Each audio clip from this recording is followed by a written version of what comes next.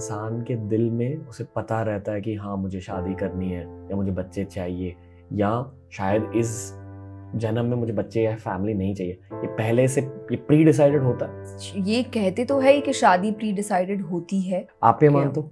मैं ये मानती हूँ कि इंसान आपको किसी रीजन से मिलता है, तो वैसे ही आपका पार्टनर भी आपको मिलता है, वो चाहे लव मैरिज हो कि अरेंज मैरिज हो, आई डोंट नो, बट आपको रीजन से मिलते हैं।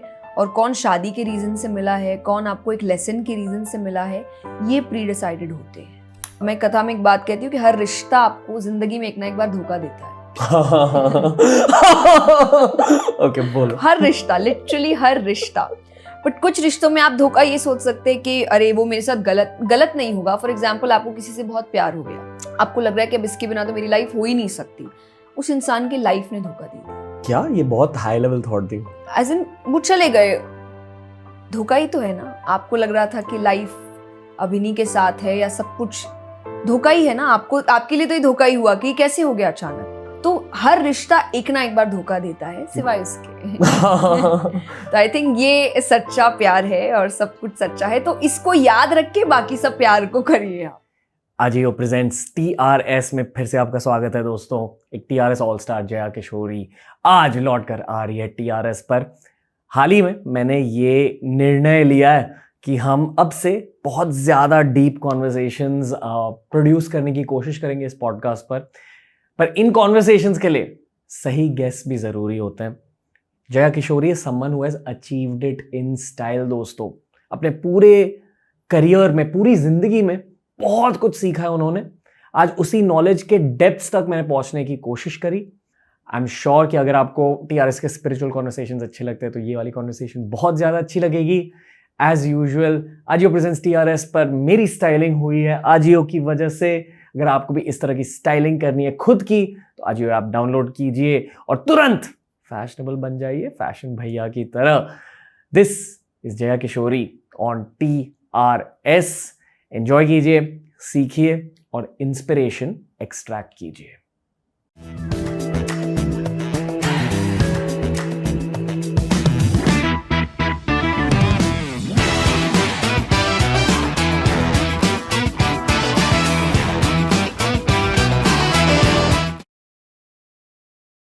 जया किशोरी TRS हिंदी में फिर से आपका स्वागत है। कैसे हो? सो मच, बिल्कुल अच्छी हूँ। आप कैसे हैं? बहुत बढ़िया। पिछले एपिसोड में हमें 2.8 मिलियन व्यूज आए। 2.8 million views. Nice, thank you.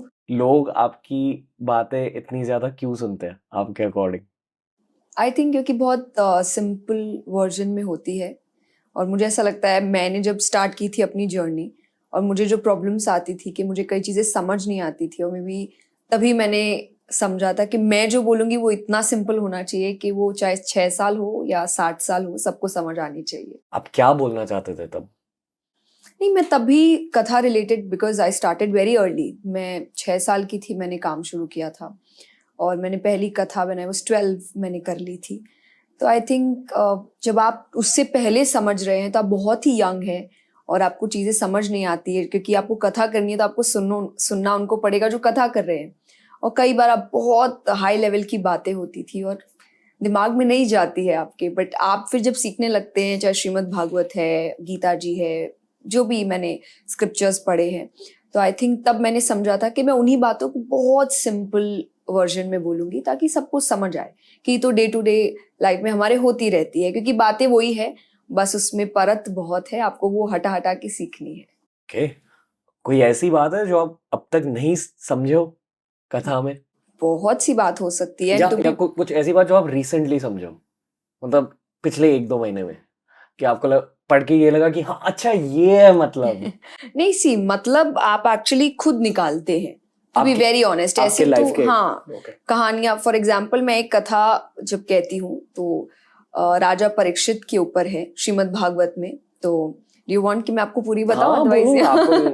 जैसे क्योंकि पांडवों के वंश में हुए तो राजा परीक्षित, और फिर उनको एक श्राप मिलता है क्योंकि वो एक संत के साथ उन्होंने थोड़ा सा उनका अपमान कर दिया था कि 7 डेज में उनको एक स्नेक है तक्षक, जिसके डसने से उनकी मृत्यु हो जाएगी। मेरे ख्याल से वो अर्जुन के पोते थे। हाँ जी। ओके, एनीवे अभी तो तक्षक के डसने पर उनकी मृत्यु हो जाएगी। ऐसे वो बहुत ही अच्छे थे और उस वक्त भी हुआ था बिकॉज कलयुग उनके ऊपर हावी हो चुका था। उनकी कलयुग से एक मीटिंग हुई थी एंड कलयुग इज लाइक मुझे सोने में स्थान चाहिए और उन्होंने सोने का मुकुट पहन के रखा था एंड कलयुग एंटर्ड। तो उस वजह से उन्होंने जो संत के साथ किया जो हुआ, तो इसकी जनरली कथा है कि बाद में उनको श्राप दिया गया और उनको बताया गया। तो श्राप संत ने नहीं दिया, संत के बेटे ने दिया था। और बेटे ने जब अपने पिता को बताया तो वो बहुत अपसेट हुए राजा परीक्षित का नाम सुन के। तो ही वॉज एन एंग्री, उनको गुस्सा नहीं आया कि इस इंसान ने मेरे साथ गलत किया तो इसके साथ ऐसा ही होना चाहिए। उन्होंने बोला कि ये तो ऐसा है नहीं, तो कुछ तो गलत ही हुआ होगा कि इसने ऐसा काम किया।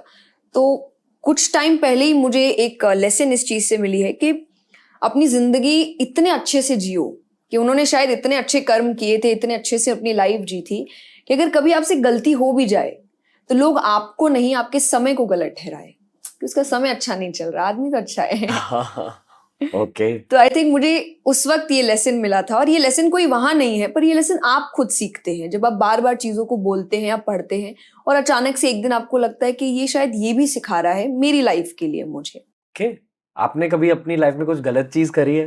अरे बहुत। क्या? बहुत। मैं पिछली बार भी मैंने ये कहा कि आपके सामने मुझे बहुत शुद्ध महसूस होता है। आज भी वही फीलिंग महसूस हो रही है कि आप बहुत ज्यादा प्योर हो। आपने कुछ गलत किया है लाइफ में? ऐसे अब गलत का क्या पैरामीटर है आपका मुझे नहीं पता, आपके but according. To be very honest गलत तो करते ही है, सभी करते हैं, हम इंसान हैं, भगवान नहीं है। कुछ गलतियां बातों में होती है, कुछ गलतियां आपके काम में होती है because you are learning all the time. विचारों में होती है वो भी हो सकती है कि स्टार्ट में कि आप जो कंपैरिजन होता है, कंपटीशन होता है, क्योंकि जैसा मैंने कहा मैंने बहुत यंग एज से स्टार्ट की, तो तब आपको इतनी चीजें समझ नहीं आती। आप बोलते तो हैं बट आप उस चीज को पूरी तरीके से अपने ऊपर नहीं ले चुके होते हैं। सो आई थिंक ये भी एक लेसन अब मेरी लाइफ का है कि मैंने काफी चीजें बोलनी बंद कर दी है जो मैं स्टार्ट में बोलती थी, बट अब एक रूल है कि जब तक वो चीज मैं अपनी लाइफ में लागू नहीं कर सकती तो मैं नहीं बोलूंगी उसको। एक एग्जांपल दे सकते हो? फॉर एग्जाम्पल सात्विकता, कि जब तक आप खुद सात्विक नहीं हैं, सात्विक खाना नहीं खाते हैं, सात्विक लाइफस्टाइल नहीं जीते हैं, आई थिंक उससे रिलेटेड ज्ञान लोगों को देना मुझे मेरी लाइफ के लिए सही नहीं लगता। सो मैंने जब पूरी तरीके से एक सात्विक लाइफस्टाइल स्टार्ट करी थी, स्पेशली जब मैं कथा में होती हूँ या मेरे सेशंस चलते हैं, तो अब जाके मुझे ऐसा लगता है कि मैंने सही किया। या अब जाके मैं लोगों को बोलती हूँ कि हाँ आपको ये लाइफस्टाइल लेनी चाहिए क्योंकि चेंजेस आते हैं, मुझ में आए हैं। क्या चेंजेस है? फॉर एग्जाम्पल कामनेस, आपकी कंपटीशन आपका खत्म होता है, आपको किसी भी तरीके की जेलेसी फील नहीं होती है, you feel happy. For example मैं एक चीज हमेशा कथा में बोलती हूँ कि अच्छाई बुराई के बढ़ने या कम होने में डिफरेंस क्या है। बुराई बहुत जल्दी बढ़ती है क्योंकि बुराई में एकता है, बुरे लोग हमेशा एक साथ खड़े होते हैं। फॉर एग्जाम्पल नॉर्मल लाइफ में जब आपको डांट पड़ती है, अगर आपके सिबलिंग्स है तो आप चाहेंगे उनको भी पड़े, आप उनकी भी गलतियां बाहर लेकर आएंगे। बुरे लोग एक साथ खड़े होते हैं बट अच्छे एक साथ नहीं होते। उसको लगता है अप्रिसिएशन सिर्फ मेरा होना चाहिए, अवार्ड सिर्फ मुझे मिलना चाहिए। वो एक अच्छा दूसरे अच्छे को सहन नहीं करता तो बढ़ती नहीं है, इसलिए कम रहती है। तो ये सारी चीजें आप सीखते हैं जब आप सात्विकता में जाते हैं कि आप दूसरे इंसान को भी जो आपके जैसा ही काम कर रहा है आप उससे जेलेसी फील नहीं कर रहे, बिकॉज आपको लग रहा है कि वो तो मेरा ही हेल्प कर रहा है ना, जहां मैं नहीं जा सकती वहां वो जा सकते हैं। बिकॉज मैं एक टाइम पे एक ही पर्टिकुलर प्लेस में रह सकती हूँ, दूसरी जगह वो चले गए, तो that person is helping me. उससे जेलस फील होने की बजाय मुझे तो थैंकफुल होना चाहिए कि मेरा काम और अच्छा हो रहा है। इस सात्विक लाइफस्टाइल को थोड़ा और ब्रेक डाउन कीजिए। मतलब आप सात्विक खाना खाते हो? हाँ जी। पर और क्या होता है उसके साथ? और फॉर एग्जाम्पल मेडिटेशन है, सत्संग है, अच्छी कंपनी है। आपकी कंपनी अच्छी होनी चाहिए, आप किन थॉट्स के बीच है वो है, आप क्या देखते हैं वो है। फॉर एग्जाम्पल आज के टाइम पे इंटरनेट है, आप इंटरनेट में क्या देख रहे हो वो मैटर करता है। कि आप कुछ ऐसी चीज ना देखें जो आपके अंदर नेगेटिविटी लेकर आए या कोई ऐसे थॉट्स लेकर आए जो आपको बाद में ओवरथिंक करने पर मजबूर कर रहे हैं, स्पेशली गलत वे में। और मुझे ऐसा लगता है सबको पता होता है सही क्या है गलत क्या है, इट्स जस्ट दैट आपको मुझसे सुनना है, अदरवाइज आपको पता है कि सच क्या है और गलत क्या है। तो ये चीजें आपकी कंपनी अच्छी हो, कि आप जिन लोगों के बीच है, मैं हमेशा कहती हूँ आपके दोस्त ऐसे होने चाहिए जिनका माइंडसेट आपसे मैच कर रहा है। हैबिट्स मैच नहीं करे चलता है, माइंडसेट मैच करना चाहिए। अगर एक है जिसको ग्रो करना है, कुछ चेंज लाना है, और एक है जिसको कुछ भी नहीं करना है, तो जैसे मैंने कहा बुराई जल्दी बढ़ती है, तो अच्छा इंसान बुरा जल्दी होता है। बुरा अच्छा टाइम लगेगा क्योंकि उसमें मेहनत लगती है। मुझे ये लग रहा है कि मैं बहुत तामसिक इंसान हूँ इनके सामने। Anyway, go on. No I don't think so. तो जितना हम आपकी स्टोरीज देखते हैं, आई थिंक आप काफी सात्विक है with your meditation and food and diet and everything. पूरी तरह से नहीं।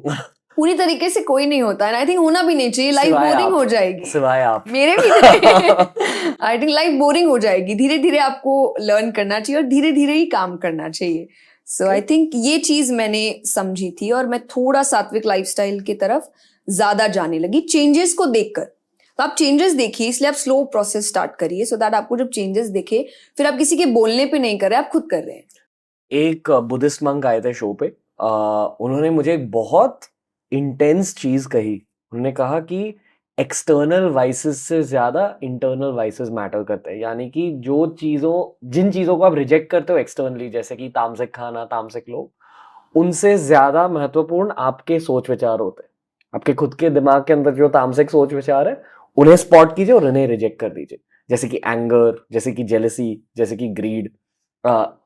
उस पर्सपेक्टिव से मैं आपसे पूछना चाहूंगा कि आपके दिमाग के अंदर अब इतने सालों बाद कौन से तामसिक ट्रेड्स है जिस पर आप काम कर रहे हो। फॉर एग्जाम्पल मेरे लिए, मैं अभी डिटैचमेंट सीख रहा हूँ। यानी कि अगर मान लो आपका ब्रेकअप हो चुका है तो आप उससे डिटैच करने की कोशिश कर रहे हो। और मैं खुद से ये पूछ रहा हूँ कि ये ब्रेकअप क्यों हुआ। हाँ, मैं खुद की बात कर रहा हूँ। मैं खुद से ये पूछा कि ब्रेकअप क्यों हुआ। अब मुझे पता चल रहा है कि मुझे लाइफ में डिटैचमेंट सीखनी है। वो शायद एक सात्विक ट्रेट है। डिटैचमेंट को आप कैसे समझाओगे? सी डिटैचमेंट इज, मुझे ऐसा लगता है सब कुछ छोड़ना नहीं, बट सबके बीच रहकर उनको हावी नहीं होने देना। फॉर एग्जाम्पल मैं एक चीज हमेशा कहती हूँ कि आपने जो कहा तामसिक ट्रेट्स है, तो एंगर अभी भी मुझ में है। ऐसा नहीं है कि मुझे गुस्सा नहीं आता, सब में होता है, हम रोबोट्स थोड़ी है। बट द थिंग इज कि किसी और की वजह से नहीं है।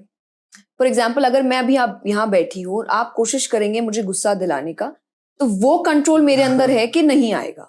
मतलब जब आना होगा मेरी मर्जी से आएगा कि मुझे गुस्सा अभी चाहिए, और फिर मैं कोई एक्सक्यूजेस नहीं दूंगी कि मुझे आपकी वजह से आया या मुझे इस सिचुएशन नहीं, मैंने लाया क्योंकि मुझे जरूरी लगा। बट अगर मैं ये कह दूं कि नहीं नहीं आपकी वजह से आया, तो आपकी वजह से गुस्सा आया, आपकी वजह से रोना आया, उसकी वजह से जेलसी हुई, तो वो हुआ कि आप डिपेंडेंट है अपने इमोशंस को लेकर। आपके इमोशंस आपके कंट्रोल में नहीं है।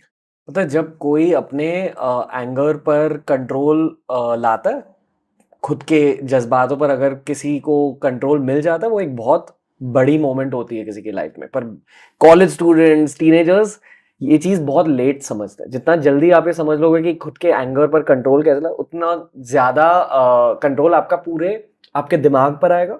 और उस वजह से आई फील कि आपकी स्पिरिचुअल ग्रोथ होती है। आप ये मानते हो? बट आई थिंक वही एग्जैक्टली स्पिरिचुअल ग्रोथ ही तो है, ये स्पिरिचुअलिटी ही आपको ये सिखाती है। जैसे फॉर एग्जाम्पल आप जब मेडिटेशन करते हैं, इनडायरेक्टली वो आपके थॉट्स को बैलेंस कर रही है। जो एक हाइपर माइंड चल रहा है, बहुत सारे थॉट्स एक साथ आ रहे हैं, वो आपको इनडायरेक्टली थॉट्स गायब करने बोलती है। तो आपके दिमाग को काम करती है। सो जब स्टार्टिंग प्रोसेस में अपनी स्पिरिचुअलिटी शुरू कर देते हैं, तो जो आप कह रहे कि कॉलेज स्टूडेंट्स आज के टाइम पे नहीं कर पा रहे हैं, नहीं समझ पा रहे हैं, या बाद में समझते हैं, मुझे ऐसा लगता है बाद में समझने का कोई फायदा इतना होता नहीं है, क्योंकि उसी वक्त सबसे ज्यादा कंपटीशन आप देख रहे हैं, या सबसे ज्यादा स्ट्रगल आप देख रहे हैं, या रिजेक्शन आप देख रहे हैं, या कंपटीशन बहुत है आज के टाइम पे। फॉर एग्जांपल मैं कथा में कहती हूँ कि हम एक बहुत रिटायरमेंट के बाद या बहुत ओल्ड एज में कहते हैं कि अब हम भगवान को मनाएंगे या भगवान को बुलाएंगे या स्क्रिप्चर्स पढ़ेंगे। और मैं हमेशा कहती हूँ कि भगवान कहते होंगे कि अब तो मेरे बुलाने की बारी है, लाइक अब तुम क्या करोगे बुलाकर, कि जब एज आपकी खत्म होने वाली है, आपका बॉडी आपका साथ नहीं दे रहा है, आपको कुछ इतना देखना नहीं है अब लाइफ में। पर जो यंग एज है, जब आपको सबसे ज्यादा दुनिया देखनी है और समझनी है, तभी तो आपको स्पिरिचुअलिटी अपनानी चाहिए। तो अगर आप वो कर लेते हैं, तो अपने आप आपकी डिसीजन मेकिंग्स ठीक हो जाएंगे, आपका जो रिलेशनशिप है वो ठीक हो जाएगा। एंड आई थिंक डिटैचमेंट अपने आप एक बाय प्रोडक्ट है उसका। हिंदी में डिटैचमेंट को कैसे समझाएं? हिंदी में डिटैचमेंट जैसे, अब कैसे करे बात अलग है, बट कमल पानी में रहकर भी वो पानी से अनछुआ है। जब आप पानी की ड्रॉप उस पर डालते हो साफ साफ दिखती है। और जैसा मैंने आई थिंक हमने लास्ट पॉडकास्ट में बात की थी, डिटैचमेंट वही है कि एक मूवी चल रही है, आपको अपने रोल्स निभाने हैं। तो जब आप ये याद रखते हैं कि जो चल रहा है वो चल रहा है बट सच नहीं है। फॉर एग्जाम्पल अभी भी अगर मैं कुछ कर रही हूँ, इट्स नॉट दैट कि मैं एंटरटेनमेंट नहीं है या लाइफ में कुछ कर, सब कुछ है, लग्जरी है, एंटरटेनमेंट है, फ्रेंड्स है, सब कुछ है, काम है आपका, पर जानते हुए ये सब सच नहीं है। एक दिन चला जाएगा और एक दिन कभी भी, कल भी जा सकता है और कल मैं भी जा सकती हूँ। तो जब आप ये कहीं ना कहीं अपने दिमाग में बस याद रखते हैं कि इतना आप याद भी रखेंगे, आपको डिटैचमेंट समझ आ जाएगी कि क्या होता है ये। संसार झूठ है पर बेसिकली। झूठ तो है, हाँ। तो क्या प्यार भी झूठ है? संसारिक प्यार तो बिल्कुल झूठ है। बट सी, झूठ नहीं, पर आई वुड से कि जो जिसमें सेल्फिश रीजन हो वो झूठ होता है, क्योंकि वो रहता नहीं है और किसी ना किसी लेवल पे तो जाएगा। और ये हम सबको पता है कि फॉर एग्जाम्पल या तो हम ही चले जाएं, तब भी तो एक धोखा। मैं कथा में एक बात कहती हूँ कि हर रिश्ता आपको जिंदगी में एक ना एक बार धोखा देता है। ओके, बोलो। हर रिश्ता, लिटरली हर रिश्ता। बट कुछ रिश्तों में आप धोखा ये सोच सकते हैं कि अरे वो मेरे साथ गलत नहीं होगा। फॉर एग्जाम्पल आपको किसी से बहुत प्यार हो गया, आपको लग रहा है कि अब इसके बिना तो मेरी लाइफ हो ही नहीं सकती। उस इंसान की लाइफ ने धोखा दे दिया। क्या ये बहुत हाई लेवल थॉट थी? एज इन वो चले गए, धोखा ही तो है ना। आपको लग रहा था कि लाइफ अब इन्हीं के साथ है या सब कुछ, धोखा ही है ना। आपको, आपके लिए तो ये धोखा ही हुआ कि कैसे हो गया अचानक। तो हर रिश्ता एक ना एक बार धोखा देता है, सिवाय उसके। तो आई थिंक ये सच्चा प्यार है और सब कुछ सच्चा है। तो इसको याद रख के बाकी सब प्यार को करिए आप। अचानक से ये कॉन्वर्सेशन बहुत भारी हो गई मेरे। आई थिंक हमने बात की थी, थोड़ा डीप चलते हैं इस पॉडकास्ट में। ओके। पिछले पॉडकास्ट के बाद मैंने आपके काफी सारे यूट्यूब वीडियोस देखे और मैं ये कहना चाहता हूँ कि आपके अंदर दो अलग इंसान हैं। एक इंसान हमारे सामने बैठा है अब पॉडकास्ट के टाइम, ये आपका शायद ह्यूमन फॉर्म है, पर स्टेज पे आप बहुत अलग बन जाते हो। आप में आई फील कि कुछ पावर आ जाता है, कुछ एनर्जी आ जाती है। उस जोन के बारे में बताइए। ये हर किसी के साथ होता है, स्पोर्ट्समैन के साथ होता है, मतलब मैदान में। आई फील कि मेरे लिए ये पॉडकास्ट में हो जाता है, मैं एक अलग इंसान बन जाता हूँ पॉडकास्ट के टाइम, क्योंकि शायद ये मेरा क्राफ्ट है। पर इससे मुझे स्पिरिचुअल एवोल्यूशन नहीं मिल रही। आई डोंट नो अगर मिल रही। मैं बहुत कुछ सीख रहा हूँ, पर that's about it. I feel कि आपके अंदर कुछ अलग सा पावर आ जाता है, माता चढ़ जाती है positive way, almost in a positive way. बहुत आप बहुत फियर्स बन जाते हो स्टेज पे। I know. नहीं, मुझे ये बहुत नहीं, मैंने भी फील किया है, to be very honest. But I don't know उसका एक्चुअल रीजन क्या है। पर एक रीजन जो हम स्टार्ट से सुनते आए हैं, और उस वजह से जब मैं पहली बार भी, तो उस जिस प्लेस पे मैं बैठती हूँ उसको व्यासपीठ कहते हैं। व्यास जी, वेद व्यास जी, यानी जो कथा करते हैं उनकी जगह है वो। तो वो जगह ही कुछ होती है। आई मीन उस प्लेस को अल्टीमेट प्लेस बोला गया है। वहां बैठना मतलब अब कुछ बचा नहीं है आपकी लाइफ में अचीव करने को, अगर आपने व्यासपीठ पाली है। तो जब मैं फर्स्ट टाइम बैठी थी और मुझे पता भी नहीं था फीलिंग क्या होती है, तो बैठते ही जैसे ही स्टार्ट हुआ और मेरे आंसू गिरने लग गए थे। मुझे कुछ नहीं पता, बिकॉज मैं बहुत यंग थी उस वक्त। ये इमोशन भी नहीं होते आपके अंदर कि जीत क्या है और सक्सेस क्या है और लोग क्या है। बट बस मुझे रोना आ गया था कि कैसे मैं यहाँ कैसे बैठ सकती हूँ, या ऐसे कैसे हो गया। तो वो प्लेस ऐसी है कि वहां बैठने के बाद आई थिंक कुछ होता है कि आप, और कुछ ऐसे थॉट्स होते हैं जो मुझे भी नहीं पता कि मैंने कैसे बोल दिया। ये तो मैंने कहीं पढ़ा भी नहीं है, या अचानक मेरे दिमाग में थॉट कैसे आ गया। तो शायद जो आपने कहा वो स्पिरिचुअल ग्रोथ है, आप इवॉल्व हो रहे हैं, तो वो कुछ तो पावर है उस प्लेस में। किसी सेंटेंस बोलने के टाइम आपको आगे के 2-3 सेंटेंस दिख जाते हैं अपने दिमाग में? हर बार नहीं, कभी अचानक से। और तब आपको बाद में लगता है कि ये तो मैंने सोचा नहीं था, ये कैसे हो गया। तो तब आपकी श्रद्धा, आपका फेथ उस प्लेस को लेकर और बढ़ जाता है। इस पॉडकास्ट से मैंने एक शब्द सीखा है, और वो शब्द है आवेशम।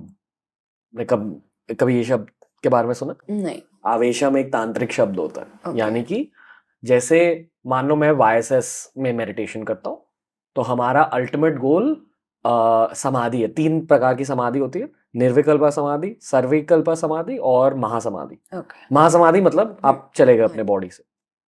मैं समाधि के बारे में नहीं समझाऊंगा क्यों मैं सवाल पूछ रहा हूँ यहाँ। पर तंत्र में एक गोल आवेशम का होता है, जहां आपने इतनी ज्यादा साधना की, आपने इतनी ज्यादा पूजा की है। मान लो आप कृष्ण भगवान की पूजा कर रहे हो, पर एक तांत्रिक पाथ से। वहां गोल ये रहता है कि कृष्ण भगवान की पूरी एनर्जी, 100% एनर्जी आपके बॉडी में एंटर होकर आपके बॉडी के साथ एक बन जाए। और जिन लोगों ने असल में इस चीज को अचीव किया है, वो शायद शहरों में नहीं रहते, शायद बहुत दूर रहते, हिमालय में, किसी गांव में।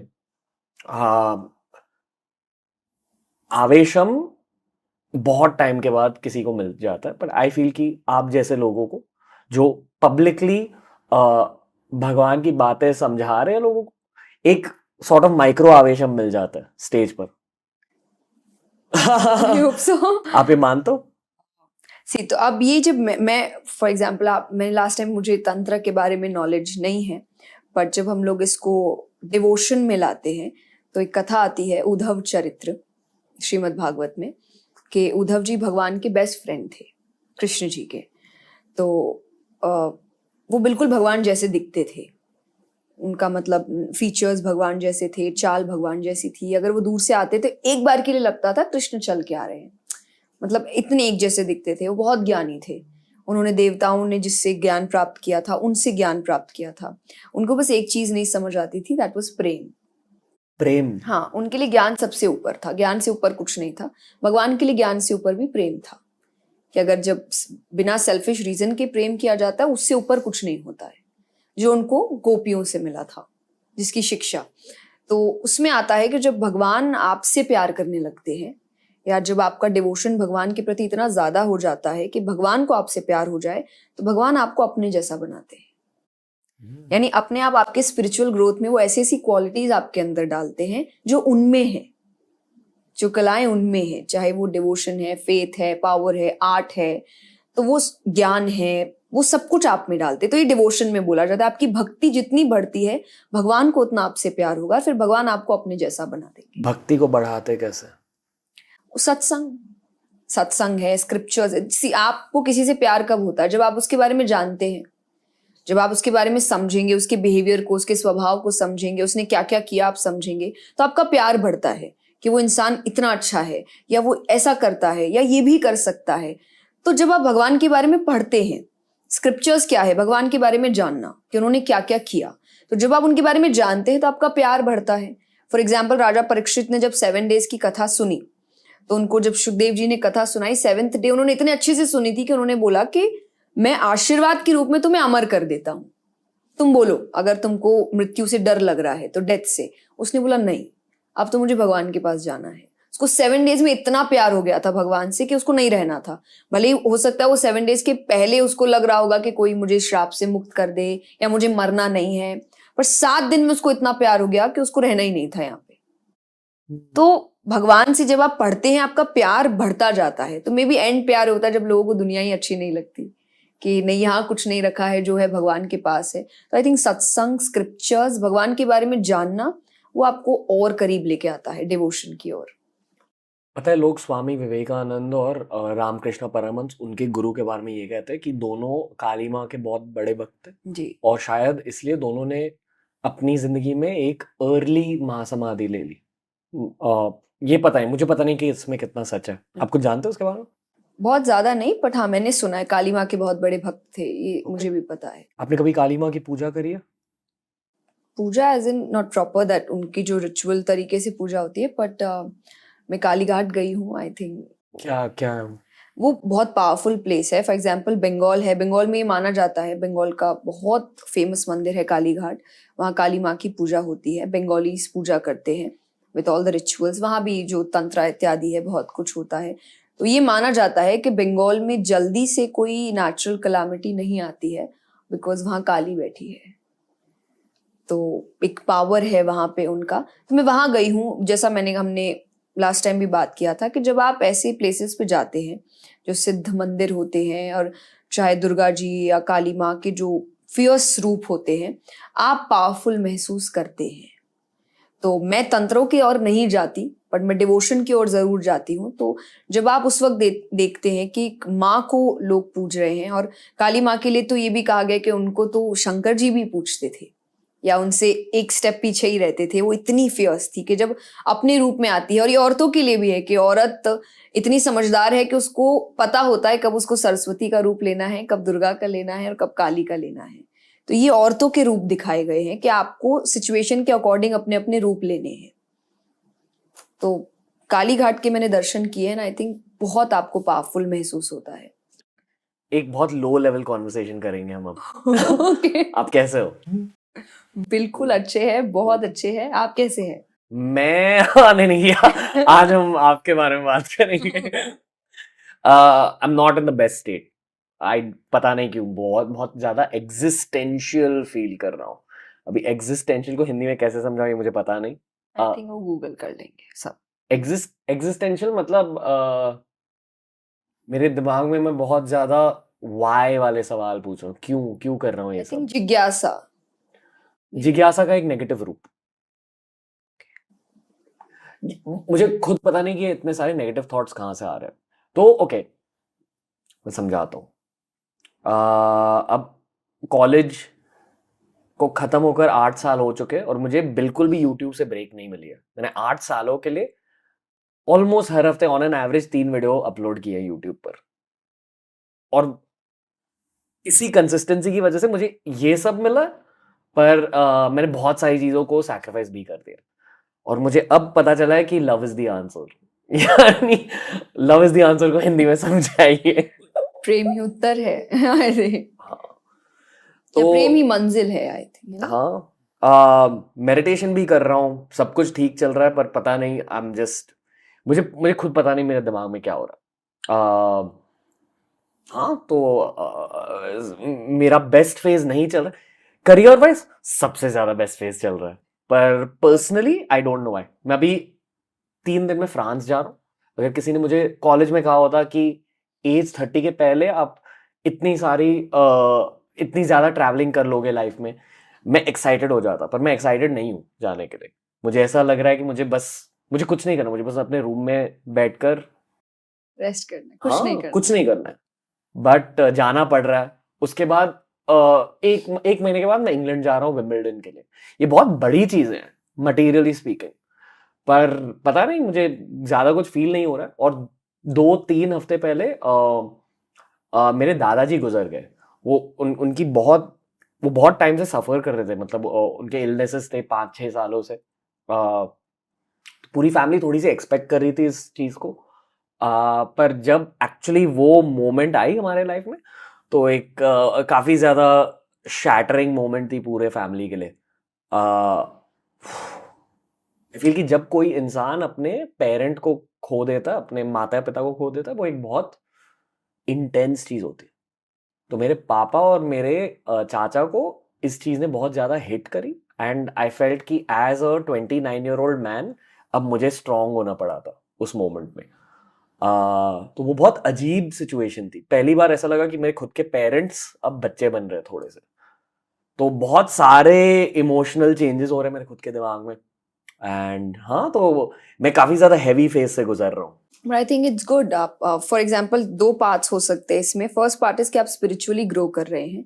उसका एक एग्जाम्पल होता है जब मटेरियलिस्टिक चीजें आपको बहुत ज्यादा एक्साइट नहीं करती है, यू डूइंग इट क्योंकि जैसा मैंने कहा कि रोल्स है, आपको निभाने पड़ेंगे, काम करना पड़ेगा, एंड आपको अच्छा भी लग रहा है कि हाँ जो हो रहा है अच्छा है, होना चाहिए ये सब चीज, बट बहुत एक्साइट नहीं करते, आपके बैलेंस को खराब नहीं करते।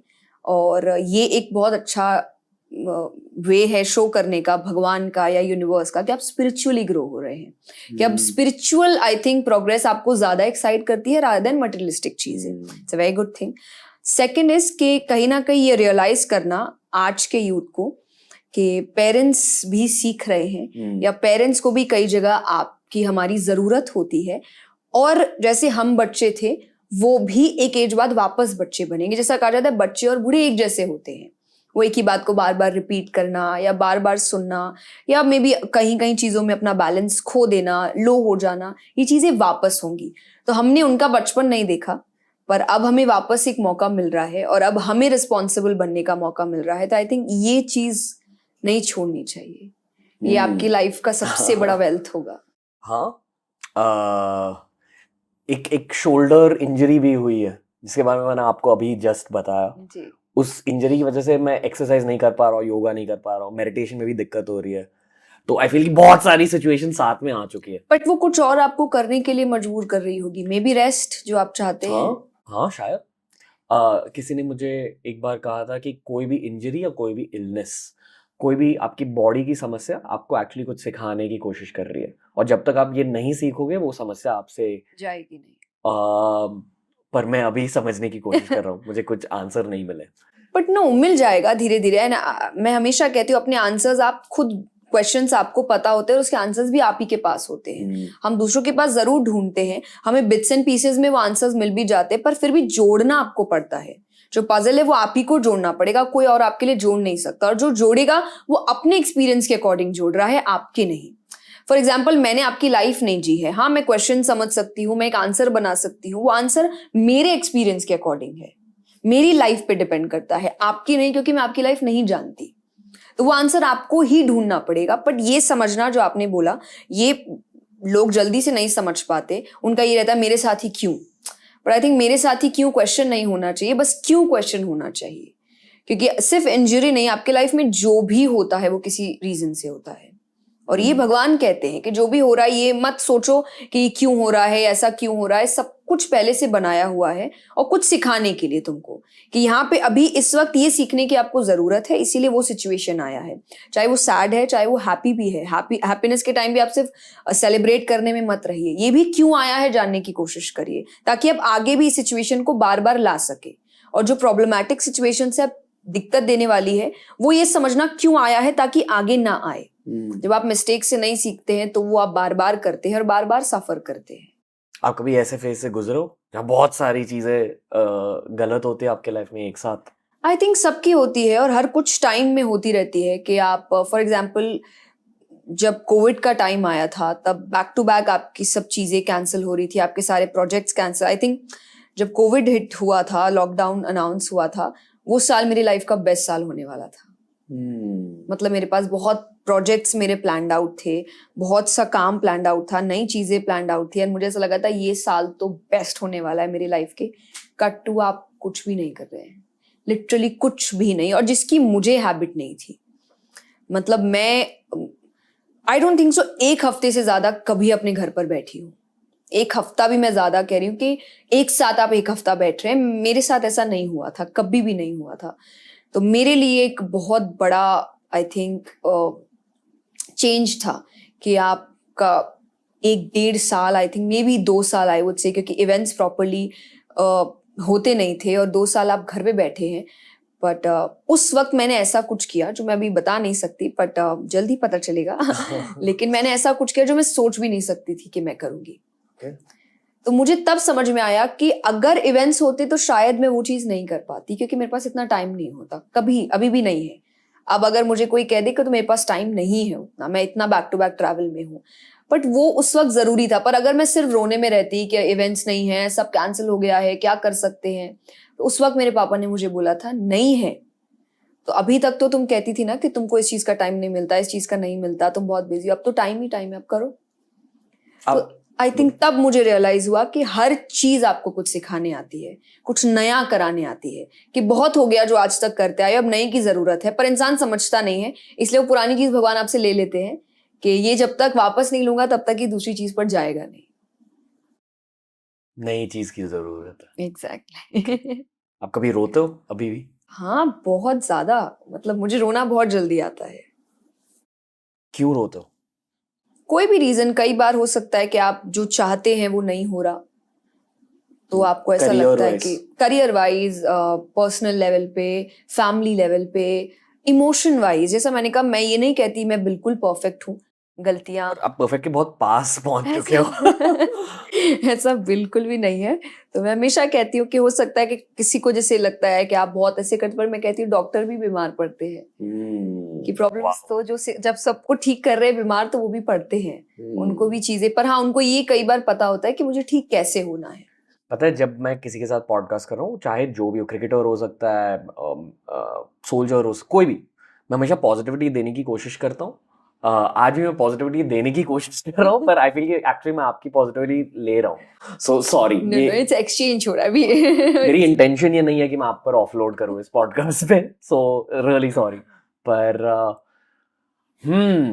आई फील कि अब पॉडकास्ट की शुरुआत हो रही है। पिछला एपिसोड आपने देखा? हाँ जी, पूरा देखा। क्या लगा देख? आई थिंक बहुत अच्छा लगा मुझे। बहुत मैसेजेस आए, टू बी वेरी ऑनेस्ट। जब मैं और कथा में भी हम गए थे तो सबने कहा कि हमने रणवीर वाला शो आपका देखा, और बहुत से कई बार ना आपको पता नहीं होता कि लोग क्या सुनना चाहते हैं, और हम बात नॉर्मली कर रहे हैं, पर कितने होंगे जिनको शायद उस वक्त वही क्वेश्चन का आंसर चाहिए होगा। तो उनको शायद उस पॉडकास्ट से, मुझे कईयों को लगा कि उनको उनका आंसर मिला था, और उनको ऐसा लगा कि अब वो जिस प्रॉब्लम से फेस कर रहे थे वो प्रॉब्लम ठीक हो चुकी है, या अब उनको समझ आ गया उनको कहाँ जाना है। वो डायरेक्टली आपको ऑब्वियसली कोई नहीं बताता उनकी लाइफ में क्या प्रॉब्लम चल रहा है, बट हाँ, मुझे बहुत ये आंसर्स आए कि हम जो जानना चाहते थे या जो समझना चाहते थे या जहाँ कंफ्यूज थे, अटके हुए थे, शायद वो चीज अब ठीक हो गई है। सो आई एम क्वाइट हैप्पी। मैं आज बहुत रियल कॉन्वर्सेशन करने की कोशिश करूंगा, और ऐसे ही कॉन्वर्सेशंस के लिए हमने एक राउंड डिवाइस किया जो लास्ट टाइम हमारे शो पर नहीं था। आज मैं आपके सोल के अंदर जाकर आपसे सवाल पूछूंगा, पर उसके पहले हमारी एक सेगमेंट है जिसका नाम है Ajio presents keep it casual. बहुत रिलैक्स सेगमेंट है। मैं आपसे सवाल पूछूंगा, आपको जवाब देना, और फिर मैं टैंजेंशियल सवाल भी पूछूंगा, ठीक है? तो are you ready? Yes. Let's hit it. Jaya Kishori, are you ready for Ajio presents keep it Yes. Casual? Okay, ज्यादा सोचना नहीं है, ठीक है? क्वेश्चन नंबर 1, अगर आप अपने बच्चों को सिर्फ एक चीज या एक ह्यूमन वैल्यू सिखा पाए तो वो कौन सी चीज होगी या कौन सा ह्यूमन वैल्यू होगा? कीप लर्निंग, और कुछ नहीं। Okay. जीत हार मायने नहीं रखता, कीप लर्निंग। ओके। क्वेश्चन 2, इन शब्दों को सुनकर आप क्या सोचते हो? आपको तुरंत बताना है। अब मैं एक शब्द कहूंगा, फिर आप एक शब्द कहो, ठीक? कृष्णा। सब कुछ। प्यार। कृष्णा। स्पिरिचुअलिटी। ओह ओके, अब ये थोड़ा सा टफ हो सकता है, पर आई थिंक जीने का तरीका। ओके। कथा। कार्य। जया। आई थिंक माँ दुर्गा, क्योंकि जया उनका नाम है, और वाओ। मेरी दादी ने मेरा नाम इसलिए रखा था क्योंकि वो उनकी बहुत बड़ी भक्त थी। ओके। कहते कि किसी का नाम उनकी लाइफ पर एक इम्पैक्ट छोड़ देता है, एज इन जो आपका नाम होता है, आपकी पर्सनालिटी भी आपके नाम की तरह बन जाती है। आप ये मानते हो? हो सकता है, बट मैं यहाँ ये जरूर मानती हूँ कि आपकी पहचान होती है तो ये बहुत सोच समझ के रखनी चाहिए कि आपको बार बार उसी नाम से बुलाया जाता है। वर्ड्स में पावर होते हैं कि आपको कौन किस नाम से, उसका क्या मीनिंग है, तो बहुत मायने रखता है। तो मीनिंगफुल नाम होना चाहिए। कृष्ण भगवान के अलावा आपके 3 सबसे फेवरेट भगवान कौन है और क्यों? ओके, तो श्याम बाबा, टू बी वेरी ऑनेस्ट, ये खाटू श्याम जी में है, और उनको कृष्ण जी ने ही आशीर्वाद दिया था कि तुम मेरे ही नाम से कलयुग में जाने जाओगे। तो ये खाटू श्याम जी में, तो मैं एक्चुअली, कृष्ण जी सब कुछ है, पर मैं सबसे ज्यादा खाटू श्याम जी जाती हूँ। Like every year, it's routine thing, मैं कभी मिस नहीं करती, हर साल मुझे जाना है। कौन कौन, मतलब एक ये महाभारत में एक कैरेक्टर हुए, तो और उन्होंने अगर आपने सुना होगा तो वो उनको हारे का सहारा बोला जाता है। तो अपनी मॉम को बोल के गए थे महाभारत में कि मैं युद्ध के लिए जा रहा हूँ, जो हारेगा मैं उसके साइड खड़ा रहूंगा। तो जब वो आता, और वो बहुत पावरफुल थे, तो भगवान उनका टेस्ट लेने भी आए थे, और भगवान ने कहा था कि ये जो पेड़ है इसको एक तीर से सारे पत्ते भेद करके दिखाओ। तो उन्होंने बोला मैं कर सकता हूँ। भगवान ने एक पत्ता लेके अपने पैर के नीचे रख लिया, और उन्होंने एक तीर से सब में भेद किया, फिर वो तीर भगवान के पैर के पास घूमने लगा। भगवान ने पैर हटाया, उसने उसमें भी भेद किया। तो भगवान लाइक कि अब अगर ये जो इसने कहा है वो करेगा तो हारेंगे तो कौरव, तो कौरवों के साइड खड़े हो जाएगा, तो वो नहीं कर सकते थे। तो भगवान ने उनसे फिर एक चीज मांग ली थी, और वो था कि उन्होंने अपने सर का दान दे दिया था, और फिर उनके सर को सबसे ऊपर रखा गया था कि वो पूरा युद्ध देखेंगे। और क्योंकि उन्होंने ये सैक्रिफाइस किया था, तो भगवान ने उनको बोला था कलयुग में तुम मेरे नाम से जाने जाओगे और सबसे ज्यादा जाने जाओगे। तो खाटू श्याम जी, श्याम बाबा, तो वहाँ बहुत every year I think 15-20 lakh लोग आते हैं दर्शन के लिए, जो वहाँ फागण का समय होता है, जो ये मेन कहाँ है? ये राजस्थान में है, खाटू श्याम जी सीकर के पास। तो वहाँ मैं बहुत जाती हूँ। तो खाटू श्याम जी आई थिंक श्याम बाबा को सबसे ज्यादा मानती हूँ, राधा जी और आई थिंक देन क्यों भी बताना आपको। राधा जी आई थिंक क्योंकि वो प्यार की मूर्ति है, आप प्रेम उनसे सीखते हैं। भगवान के जीवन के भी प्रेम की जो भी बातें हैं वो उन्हीं से आती है, तो सबसे ज्यादा प्रेम आप सीखते हैं तो आप उन्हीं से सीखते हैं। और देन शंकर जी, क्योंकि आई थिंक वो सब कुछ है, पूरा अंत वो ही लेकर आते हैं। और श्री राम उनकी पूजा करते हैं, श्री कृष्ण उनको पसंद करते हैं, वो श्री कृष्ण को पसंद करते हैं, तो सारे भगवान सबसे ज्यादा उनको ही पसंद करते हैं। और वही सब कुछ है, महाकाल, सर्वशक्तिमान। तो शिव जी के बारे में मैं बचपन में ज्यादा समझता नहीं था, और जितनी ज्यादा मेरी उम्र बढ़ रही है और इस पॉडकास्ट के, तो मैं बहुत ज्यादा समझ रहा हूँ। उनका प्रेजेंस बहुत ज्यादा आ चुका मेरी लाइफ में, और बदलाव भी आता है। कहा जाता है कि आप उनसे जो भी मांगो वो दे देते, ये मैंने सच में महसूस किया बहुत ज्यादा। इसलिए अब मैं सिर्फ एक चीज मांगता हूँ उनसे, कि वो मेरे पास रहे बस। बाकी सब मिल जाता है जी। ओके, अगला सवाल थोड़ा सा लाइट सवाल है। Okay. एक डे ऑफ पर जया किशोरी क्या करना पसंद करती है? फैमिली के साथ रहना, खाना एक साथ खाना, चाय एक साथ पीना, कुछ ना कुछ, कोई वेब सीरीज भी देख रहे हैं तो मोस्टली हम 4 है फैमिली में, बस हम चारों एक साथ ही देखते हैं। क्या देखते हो आप? कुछ भी, कोई नई मूवी आएगी तो हम एक साथ देखेंगे, Okay. कोई अच्छी वेब सीरीज निकलेगी तो हम बताते हैं ये अच्छा निकला है, आज कुछ भी नहीं है पूरे दिन, तो बैठकर आपकी सबसे binge favourite watch। Web series कौन सी है? आई थिंक अभी तक तो स्पेशल ऑप्स ओपीएस जो भी उसको बोला जाता है, बट हाँ अभी तक मैंने बेस्ट वही देखा है, कि जो हमने सबने साथ में मिलकर देखा था और हम सबको बहुत अच्छा लगा था। आप यूट्यूब कंटेंट भी कंज्यूम करते हो? हाँ जी, क्या कभी क्या देखते हो यूट्यूब पर? मोस्टली कथा रिलेटेड, तो मैं राजेश्वरानंद जी को बहुत देखती हूँ, उनकी कथाएं मुझे बहुत अच्छी लगती है, क्योंकि वो भी बहुत सिंपल वर्जन में बहुत अच्छी बातें कहकर निकल जाते हैं। तो मैं उनको, वो अब है नहीं, बट मैं उनको बहुत सुनती हूँ। मैं टू बी वेरी ऑनेस्ट, मैंने आपका भी बहुत कंटेंट देखा है। हाँ, क्योंकि आप अलग अलग लोगों को बुलाते हैं तो कहीं ना कहीं आपको बहुत लेसन्स मिलते हैं अलग अलग फील्ड के लोगों से। तो ये मैंने बहुत देखा है। और फिर बीच में आप स्टैंड अप कॉमेडीज देखते हैं, तो आप थोड़ा सा एंटरटेनमेंट भी जरूरी है, हंसी भी आनी चाहिए, तो आई थिंक ये सब। ओके, अगला सवाल। अपने ड्रीम पार्टनर के 4 ड्रीम ट्रेट्स के बारे में कुछ बताइए। आपको शादी करनी है वैसे? हाँ बिल्कुल। ओके। मैं आई थिंक मुझे ऐसे पर्टिकुलर ट्रेट्स नहीं पता है, मैं हमेशा कहती हूँ मुझे मेरे जैसा इंसान चाहिए, तो जो ट्रेडिशनल भी है पर मॉडर्न भी है, जो आज की चीज़ों को भी समझता है पर भगवान को बहुत मानता है, जिसमें संस्कार भी है पर नई चीज़ों की ओर बढ़ना भी है। तो आई डोंट नो कि एग्जैक्टली वो ट्रेट्स क्या है, पर आपको समझ रहा था कि इंसान मेरे जैसा है, या मेरी जैसी सोच रखता है, या मेरे जैसे लाइफ को देखने की कोशिश करता है। तो आई थिंक मैं अपने जैसा ज्यादा पसंद करूंगी रादर देन मुझसे ऑपोजिट। आप ये मानते हो कि भगवान सही इंसान को सही वक्त पर भेजते हैं? बिल्कुल मानती हूँ। इस भगवान हर चीज सही समय पर करते हैं, मैं कहती हूँ। तो काम भी अगर वो भेज रहे हैं, कोई सिचुएशन भी भेज रहे हैं, तो बहुत सोच समझ के भेज रहे हैं। तो मुझे ऐसा लगता है मैं किसी भी चीज को लाइटली लेना पसंद नहीं करती हूँ, क्योंकि अगर कुछ मेरे सामने आया है तो वो किसी रीजन से आया है, तो समझने की मैं कोशिश हमेशा करती हूँ। मैं आपसे एक चीज कहना चाहूंगा कि आपसे बात करके ना मुझे एक अपलिफ्टमेंट फील हो रही है, और हमने बहुत टाइम से स्पिरिचुअल पॉडकास्ट नहीं किए, तो आई एम ग्लैड कि आज एक थोड़ा सा वो टर्न हो चुका है। आई एम होपिंग कि मैं और स्पिरिचुअल पॉडकास्ट करूं, क्योंकि एक फेज में हम बहुत ज़्यादा स्पिरिचुअल पॉडकास्ट करते थे, और उन कॉन्वर्सेशंस के थ्रू मुझे एक ग्रोथ मिली थी। आई फील बहुत टाइम से स्पिरिचुअल पॉडकास्ट हुए नहीं, और इसलिए मैं शायद थोड़ा सा दुखी हूँ, पर वो दुख अभी मिट रहा है। ओके, अगला सवाल।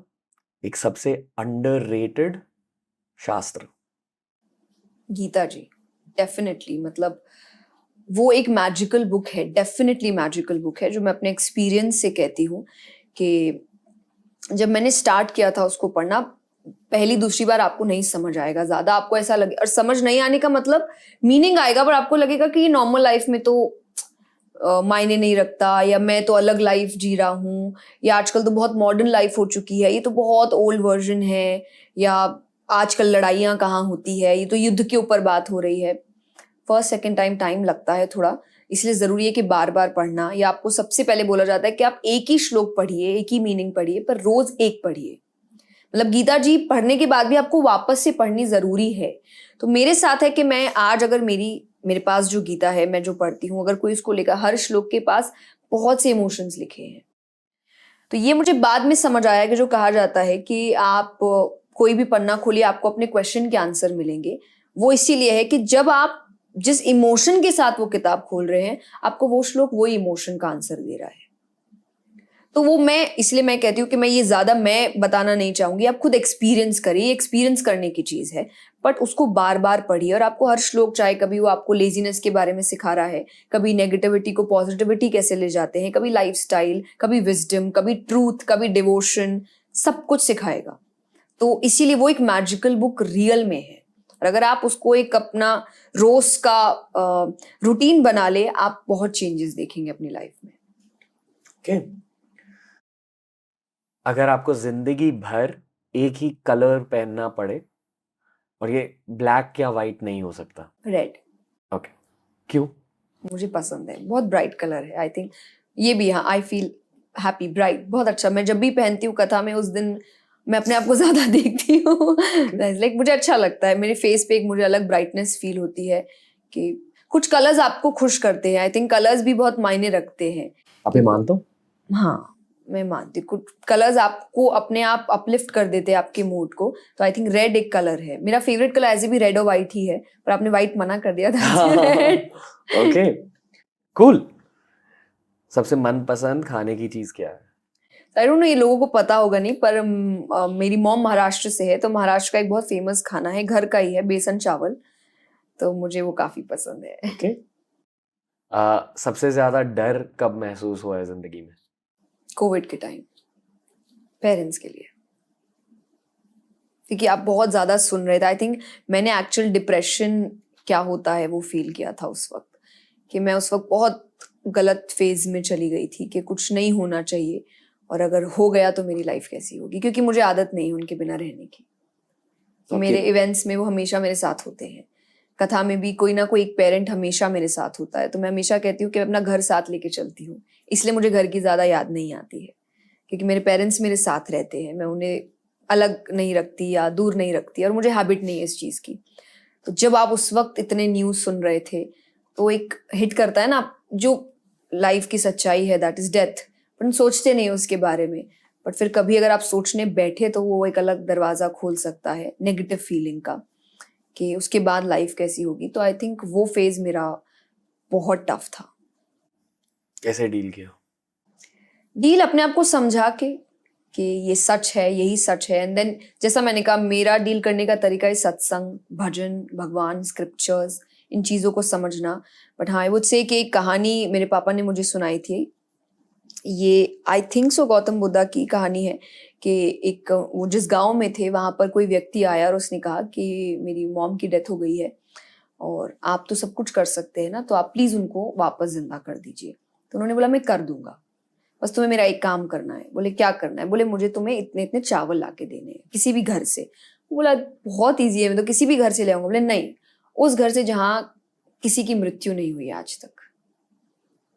बोला दैट्स नॉट पॉसिबल। बोले एग्जैक्टली, तो तुम्हारा घर नया नहीं है ना, हर घर में हो रहा है, ये रीत है, होना ही पड़ेगा, तुम्हें इसका सामना करना ही पड़ेगा। तो तुम्हें समझना पड़ेगा कि ये आएगा, आज नहीं कल, कल नहीं परसों, 10 साल बाद। बट इसका मतलब ये नहीं आज का टाइम खराब कर दो। तो आज हमें जो टाइम साथ में मिला है, क्योंकि हम इवेंट्स में भी नहीं, बात हम फैमिली में साथ में है, मैं उस वक्त साथ रहने की बजाय ये सोची हूँ कि अगर कुछ हो गया तो क्या होगा, जो कब होगा पता नहीं। तो जो आज का टाइम है आप उसको क्यों खो रहे हो, ये सोच करके बाद में क्या होगा। मेरे दादाजी के गुजरने के पहले डेथ को लेकर मेरा माइंडसेट बहुत अलग था। उस माइंडसेट से अगर मैं आज सोचता, तो मैं अब आपसे ये पूछता कि हमें डेथ इतनी बुरी क्यों लगती है, पर एक्चुअली एक्सपीरियंस करने के बाद अब पता चलता है कि एक वैक्यूम फील होता है आपके रिश्तेदारों का आपकी लाइफ में। पर फिर भी मैं आपसे ये पूछना चाहूंगा कि समाज डेथ के बारे में, डेथ को इतना बुरा क्यों मानता है? क्योंकि वो कहीं ना कहीं आप जो एक उम्मीद लाइफ से अपने रिश्तों से बना के रखे हैं वो तोड़ देता है। रिश्तों से उम्मीद? हाँ, आप फॉर एग्जाम्पल आपके पेरेंट्स, आप एक उम्मीद है कि ये मेरे साथ हमेशा रहेंगे। हम फॉरएवर हमेशा कहते हैं, बट एक्चुअली फॉरएवर कोई रिश्ता होता नहीं है, क्योंकि डेथ है।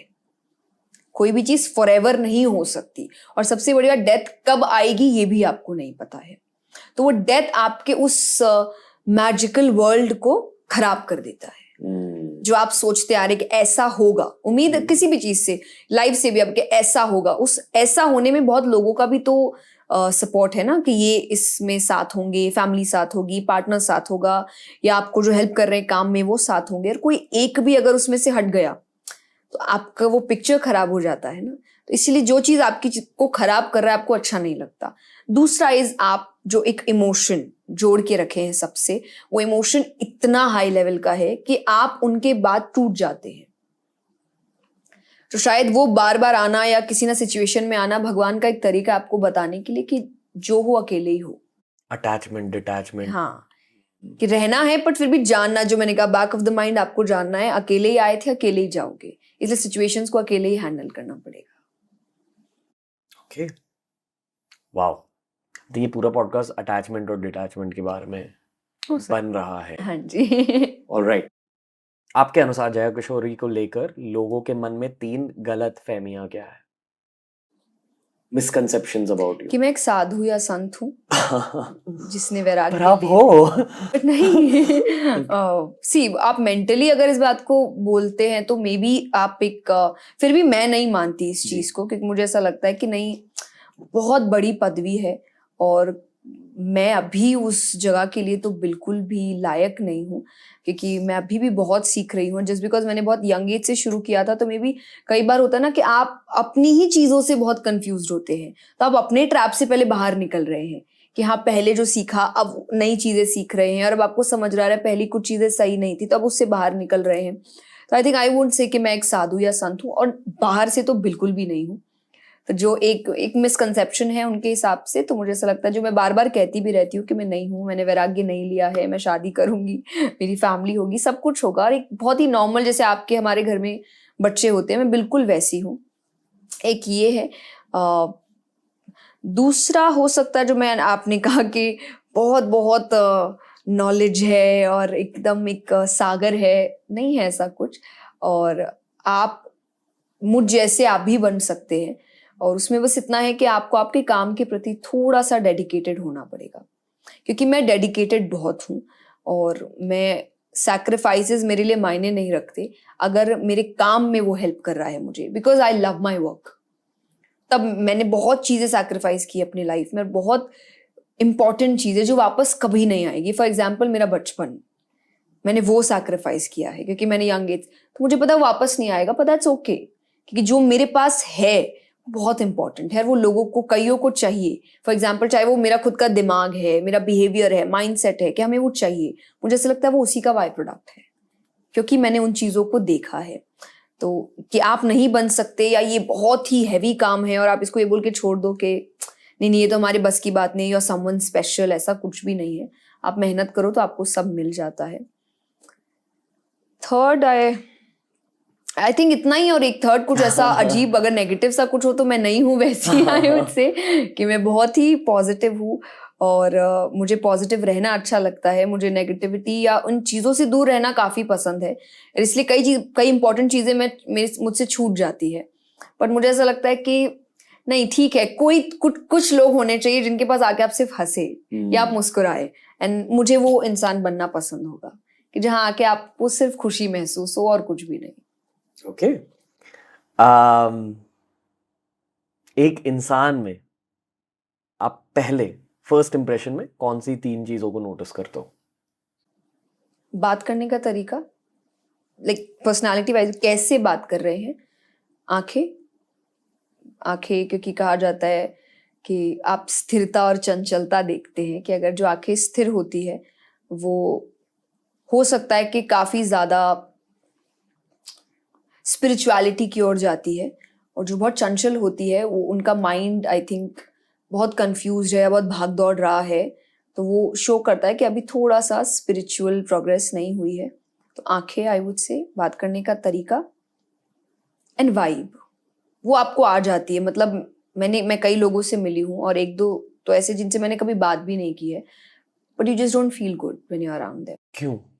आई थिंक वो एनर्जीज होती है कि उनका वो बाहर नहीं आया है, but I think may be कोई नेगेटिव एनर्जी है आसपास, या वाइब है गलत, या मैं ऐसा मानती हूँ कि जब आप ऑनेस्ट नहीं होते हैं तो जो रियलिटी में जो इंसान वाइब्स को समझता है वो फील कर जाता है। फॉर एग्जाम्पल बच्चे, आई वुड से, बच्चे वाइब समझते हैं। आप बच्चों को गोद में बैठाइए, अगर जिसको नहीं बैठना होगा वो नहीं बैठेगा आपके पास, वो पूरी बॉडी इधर उधर कर देगा पर वो आपके पास नहीं बैठेगा, और जिसको बैठना होगा वो चुपचाप आके आपकी गोद में, अननोन की गोद में भी जाके बैठ जाएगा। आई थिंक बच्चे वाइब बहुत समझते हैं, और इसलिए बच्चों को भगवान का रूप कहा जाता है कि वो आई डोंट नो पहचान जाते हैं सच्चे लोगों को। आई थिंक सच्चाई, आई वुड से, कि वो वाइब होती है। तो कई बार जो लोग सच्चे नहीं होते, बाहर से बातें मगर अंदर से वो इतने अच्छे नहीं है, या उनके थॉट्स अच्छे नहीं है, मुझे लगता है शायद मुझे वो वाइब समझ आ जाती है। ओके, आखिरी सवाल, जया किशोरी को सफलता क्यों मिली? 3 सेंटेंसेस में बताइए। पहला, क्योंकि वो सब जैसी है। दूसरा, उसने बहुत मेहनत की है। और तीसरा, उसने भगवान का साथ नहीं छोड़ा है। भगवान का साथ नहीं छोड़ा? कोई भगवान का साथ क्यों छोड़ेगा? जब आप अपना सक्सेस पूरी तरीके से अपने ऊपर लेते हैं कि मैंने किया है, तब आप ईगो, आप घमंड में भी, अहंकार, इन चीजों की ओर बढ़ते हैं। जैसे जैसे आप नेगेटिव फीलिंग की ओर बढ़ते हैं, आप भगवान से दूर जाते हैं।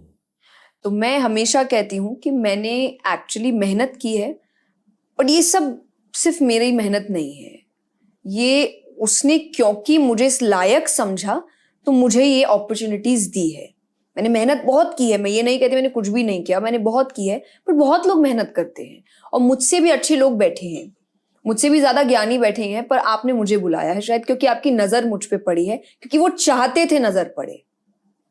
तो मैं ये चीज मत, तो भगवान का साथ मेरे लिए ये है। इसीलिए मुझे ऐसा लगता है कि मैंने लाइफ में कभी शायद लोगों को इल ट्रीट नहीं किया, गुस्से की वजह से, अहंकार की वजह से, प्राइड की वजह से, ईगो की वजह से, ये सोच के कि मैं अब एक पोजीशन पे हूँ, क्योंकि मुझे ऐसा लगता है कि मेरी वजह से है ही नहीं ये पोजीशन, उसकी वजह से, और उसने दिया है तो लेना भी तो जानता है। अगर उसे लगेगा कि ये एम्प्लॉय मेरा अच्छे से काम नहीं कर रहा है तो वो तो जॉब वापस ले लेगा ना मुझसे। आई थिंक इस वजह से भी मुझे लगता है वो एक सिंप्लिसिटी जिंदा रही है जो रहनी चाहिए। आपको नाम लेने की जरूरत नहीं है, पर क्या आप कुछ ऐसे लोगों से मिले हो जो स्पिरिचुअल है पर अपने टेस्ट्स को फेल कर रहे हैं, जहाँ भगवान उनसे चीजें छीन रहा है? यस। तो उन टेस्ट के बारे में बताइए।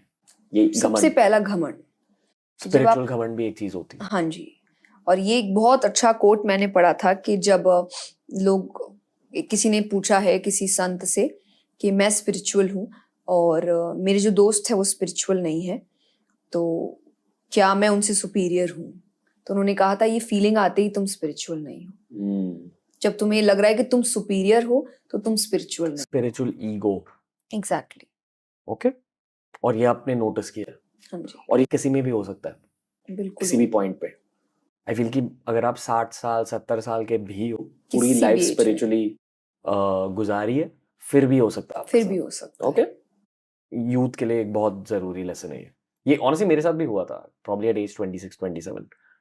ये सोचने लगा कि मैं लोगों से बेहतर हूँ क्योंकि मैं स्पिरिचुअल हूँ, पर भगवान ने लेसन सिखा दिए बहुत जल्दी।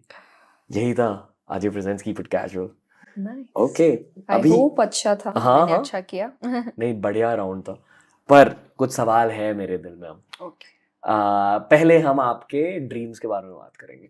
मेरे लिए मेरे ड्रीम्स बहुत महत्वपूर्ण रहे हैं बहुत टाइम से, बचपन से, और बहुत गाइडेंस मिली है मुझे सपनों की वजह से।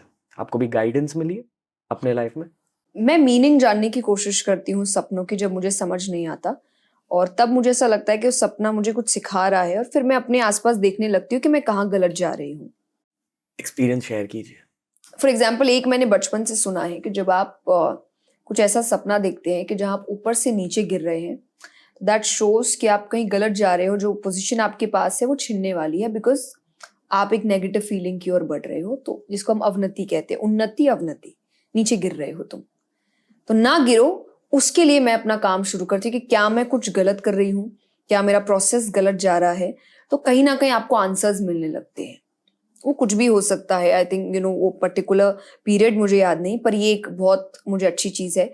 एक बार मुझे बहुत सुंदर सपना देखा था, और मुझे जल्दी से भगवान सपनों में नहीं दिखते हैं, और मुझे बहुत अजीब लगता है कि मुझे क्यों नहीं दिखते हैं, बट मैंने एक बार मतलब मैंने शिव जी को सपने में देखा था, और तब मैं किसी एक काम के लिए आई वुड से मैं शिव जी की ही मालाएं कर रही थी, पर मुझे कंफ्यूजन था कि वो होना चाहिए कि नहीं होना चाहिए, होना चाहिए कि नहीं होना चाहिए। एंड अचानक से मुझे वो सपने में दिखे, and I was very happy कि मैं वो सपने में बैठ के उनकी पूजा कर रही हूँ। तो तब मुझे ऐसा लगा कि वो उस वक्त शायद बता रहे कि सही जा रहा है, ये जरूरी है, कीप डूइंग दैट वर्क। तो मुझे ऐसा लगता है मेरे सपने कई बार मेरे कंफ्यूजन्स को दूर करते हैं, या जो आपने गाइडेंस कहा कि मैं कभी गलत जा रही हूँ, तो वो आपको गाइड कर देते हैं कि नहीं, ये गलत रास्ता है, इस रास्ते तुमको जाना है। क्या देखा आपको सपने में?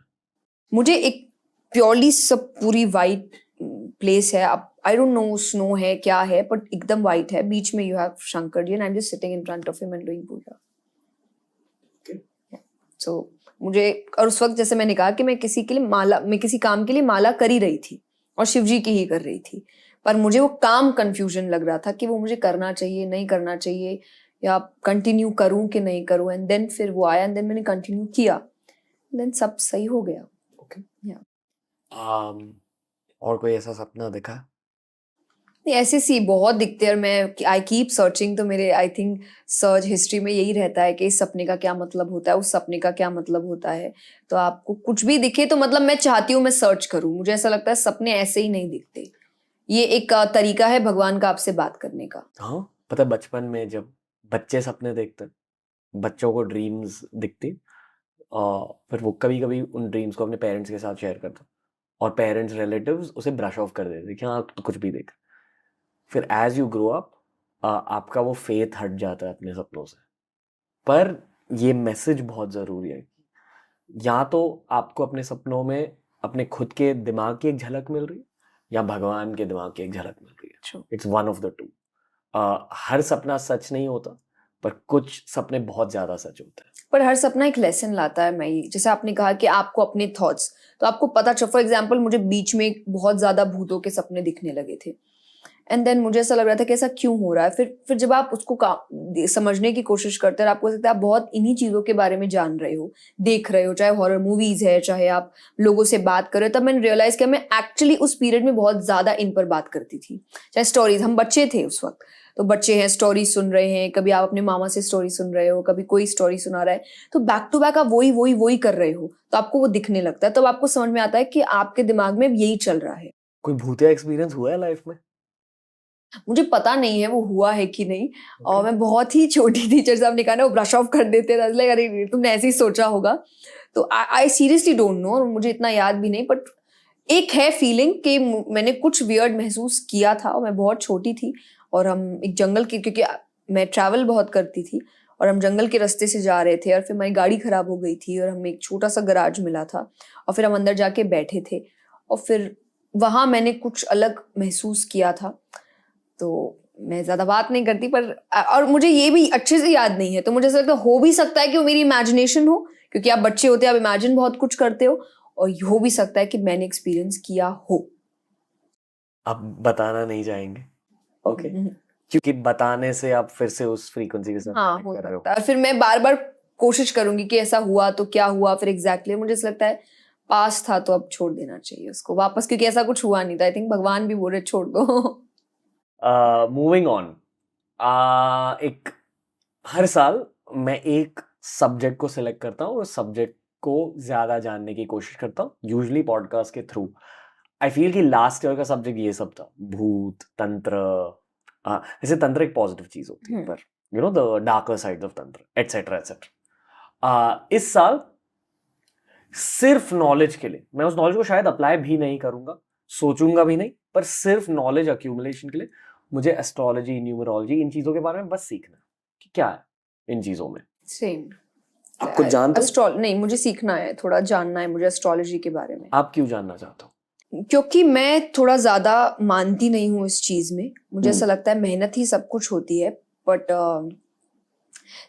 मेरी फैमिली में है एस्ट्रोलॉजर्स, मेरे मामा हैं, मेरे नानू हैं, तो मुझे ऐसा लगता है कि जब मैं उनकी बातें सुनती हूँ या जब वो कुंडलियाँ देखते हैं और जब वो चीज़ों को समझाते हैं, और जैसे मैंने लास्ट पॉडकास्ट में भी कहा था कि उन्होंने मुझे कहा है कि आने वाले पीरियड में, मतलब मुझे ऐसा लगता है कि मैं अभी तक बहुत स्पिरिचुअल हूँ, but I have zero idea कि आने वाले में मैं कितना होने वाली हूँ। मतलब अभी से 1 या 2% है मेरी लाइफ का स्पिरिचुअलिटी का।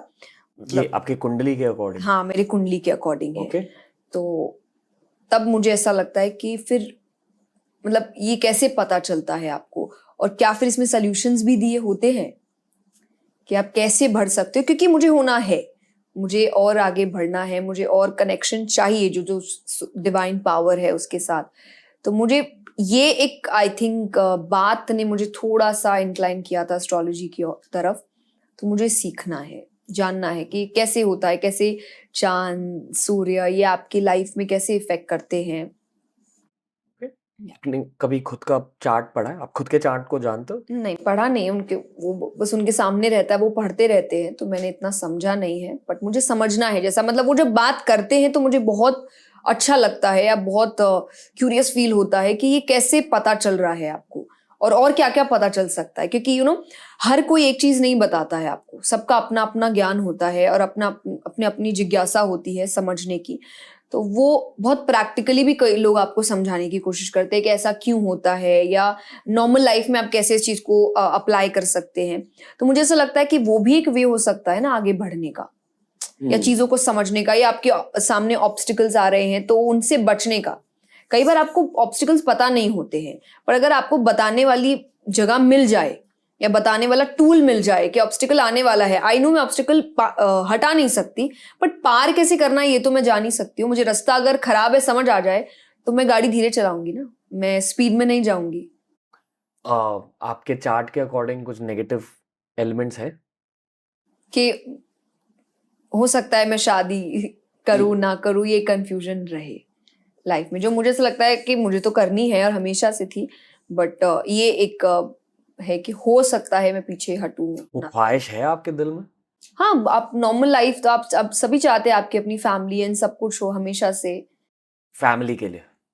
या फैमिली के लिए, कंपेनियनशिप के लिए, पार्टनर के लिए, यू ऑलवेज नीड समवन एक ना एक टाइम पे। सो आपको कभी लोनलीनेस महसूस होता है? नहीं, बिल्कुल नहीं? मतलब मैं खुश रहती हूँ, मैं अकेली रहती हूँ। तो अगर लोनलीनेस नहीं महसूस हो रहा है तो आपको कंपेनियनशिप क्यों चाहिए? खुश ज्यादा रहने के लिए, आप जैसे मैं खुश रहती हूँ जब मैं अकेली हूँ, पर वो खुशी बांटे आप किसी के साथ, वो ज्यादा अच्छी होती है ना, like you are making someone else happy. Okay. और maybe back of the mind, क्योंकि आपकी एक फैमिली है तो आपको वो अकेलापन अकेलापन लगता नहीं है। You need your space right now. लेकिन जब आपको पता आपके आसपास कोई है ही नहीं, मतलब आप अकेले ही हैं, मतलब आप अकेला टाइम नहीं मांगेंगे क्योंकि आप अकेले ही, सारा ही टाइम आपका अकेले है, मे बी उस वक्त वो हिट करता है आपको। तो उसके लिए लोग एक फैमिली के बाद दूसरी फैमिली स्टार्ट करते हैं, कि जो पहली फैमिली है वो एक टाइम बाद चली जाएगी आपकी, और तब आप दूसरी फैमिली की तैयारी में। ये भी एक रीजन हो सकता है कि इंसान दूसरी फैमिली बनाता है ताकि वो अकेला कभी रहे ही ना। और इसीलिए फैमिली जब होती है तब वो स्पेस मांगता है। क्या आप ये मानते हो कि हर इंसान के दिल में उसे पता रहता है कि हाँ मुझे शादी करनी है या मुझे बच्चे चाहिए, या शायद इस जन्म में मुझे बच्चे या फैमिली नहीं चाहिए, ये पहले से ये प्री डिसाइडेड होता है? ये कहते तो है ही कि शादी प्री डिसाइडेड होती है। आप ये मानते हो? मैं ये मानती हूँ कि इंसान आपको किसी रीजन से मिलता है, तो वैसे ही आपका पार्टनर भी आपको मिलता है। अब वो चाहे लव मैरिज हो कि अरेंज मैरिज हो, आई डोंट नो, बट आपको रीजन से मिलते हैं। और कौन शादी के रीजन से मिला है, कौन आपको एक लेसन के रीजन से मिला है, ये प्री डिसाइडेड होते हैं। ओके। अब आखिरी सेगमेंट पे मैंने सिर्फ ये सेगमेंट प्री प्लान करी थी इस पॉडकास्ट के पहले, क्योंकि शायद मेरे खुद के जर्नी में मैं यहाँ तक पहुँच चुका हूँ, इस फेज तक पहुँच चुका है, आई एम श्योर आप भी इस फेज तक पहुँच चुके हो। चांटिंग यानी कि मंत्र जाप। आपने पिछले पॉडकास्ट में कहा कि आप हर रात मंत्र जाप करते हो, एम आई राइट? यस। कौन से मंत्र करते हो, क्यों? और ये भी पूछना चाहूंगा कि अगर आप एक मंत्र बहुत टाइम के लिए करते हो, आप उस मंत्र को और ज्यादा गहराई से जानने लगते हो। जैसे कि मैं जिंदगी भर गायत्री मंत्र कर रहा हूँ बचपन से, बट अब मैंने एक किताब पढ़ी, ओम स्वामी की एक किताब है गायत्री मंत्र के बारे में, पूरी किताब है एक मंत्र के बारे में, बहुत कुछ जाना उस किताब से। पर उस किताब को पढ़ने के बाद मैंने दूसरे मंत्रों के बारे में भी जाना कि मंत्र में किस तरह का पावर होता है, और ये हर रिलीजन में होता है। जैनिज्म, बुद्धिज्म, सिखिज्म, क्रिश्चियनिटी, इस्लाम, हर रिलीजन में मंत्र होते हैं। शब्दों में एक पावर होता है, एंशिएंट लैंग्वेजेस, भाषाओं में, प्राचीन भाषाओं में पावर होता है। और ये सब कॉन्टेक्स्ट देने के बाद अब मैं आपको आपके मंत्र जाप के बारे में पूछना चाहूंगा। कितने मंत्र करते हो?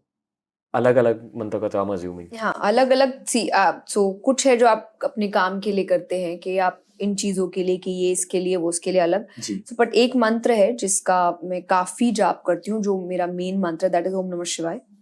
ओके। हाँ, फर्स्ट थिंग कि मेडिटेशन, जो हमने लास्ट में बात की थी, मेडिटेशन के जो सब कुछ है वो है शिव जी, जो हर वक्त समाधि में बैठते हैं। तो अगर आप समाधि के लिए, आई मीन मेडिटेशन के लिए कुछ कर रहे हैं, तो आप जो गुरु है उनसे ही आपको करना चाहिए, आई थिंक, मुझे ऐसा लगता है। तो मैंने उन्हीं से शुरुआत करी थी। और जैसा आपने कहा, तो उसको शास्त्रों के अनुसार कहते हैं मंत्रों की सिद्धि। कि आपको एक मंत्र लीजिए और उसको आपको कंटिन्यू उसका ही जाप करना है, और उस मंत्र की आप सिद्धि प्राप्त करते हैं कि अब उस मंत्र से ही आप सब कुछ करेंगे। अब मुझे कुछ भी चाहिए तो मुझे वही मंत्र का जाप करना है। मुझे इमोशंस भी ठीक करने हैं, अगर मैं सैड हूँ, जो भी हूँ, मैं उसी मंत्र का जाप करूंगी। यानी उस मंत्र से अब मुझे जो चाहिए वो उसी से मिलेगा। तो वो आप इतना करते हैं कि आपको सिद्धि प्राप्त हो जाती है। वो मैं एग्जैक्टली ये नहीं कह सकती कि इतने बार करने से आपको हो जाएगी, क्योंकि हो सकता है आप लाखों बार कर ले, लेकिन बिना मन से कर रहे हैं तो कुछ भी नहीं होगा। और मन से शायद 2 बार करने से भी इंसान को सिद्धि प्राप्त हो जाए। तो वो मंत्रों से आपको मंत्र सिद्ध हो जाते हैं आपके। वो एक ही होना चाहिए, माना गया है। तो मैं ये मानती हूँ कि वो इतना जाप अच्छे से हो कि मैं उस मंत्र को सिद्ध कर दूं। आप मेडिटेशन करते हो ओम नमः शिवाय पे जी। कितनी देर के लिए? जैसा मैंने कहा, 15-20 मिनट्स मिनिमम है, उससे ज्यादा अगर बढ़ जाए तो। बट ये एक रूटीन है कि इतना तो होना ही चाहिए हर रात? हर रात। ओके। तो जब आप वो मेडिटेशन शुरू करते हो, पहले आई एम अज्यूमिंग कि पहले आपके थॉट्स होते हैं, दिन में क्या हुआ, कल क्या हो रहा है, फिर आप शांत हो जाते हो एक पॉइंट पे, एम आई राइट?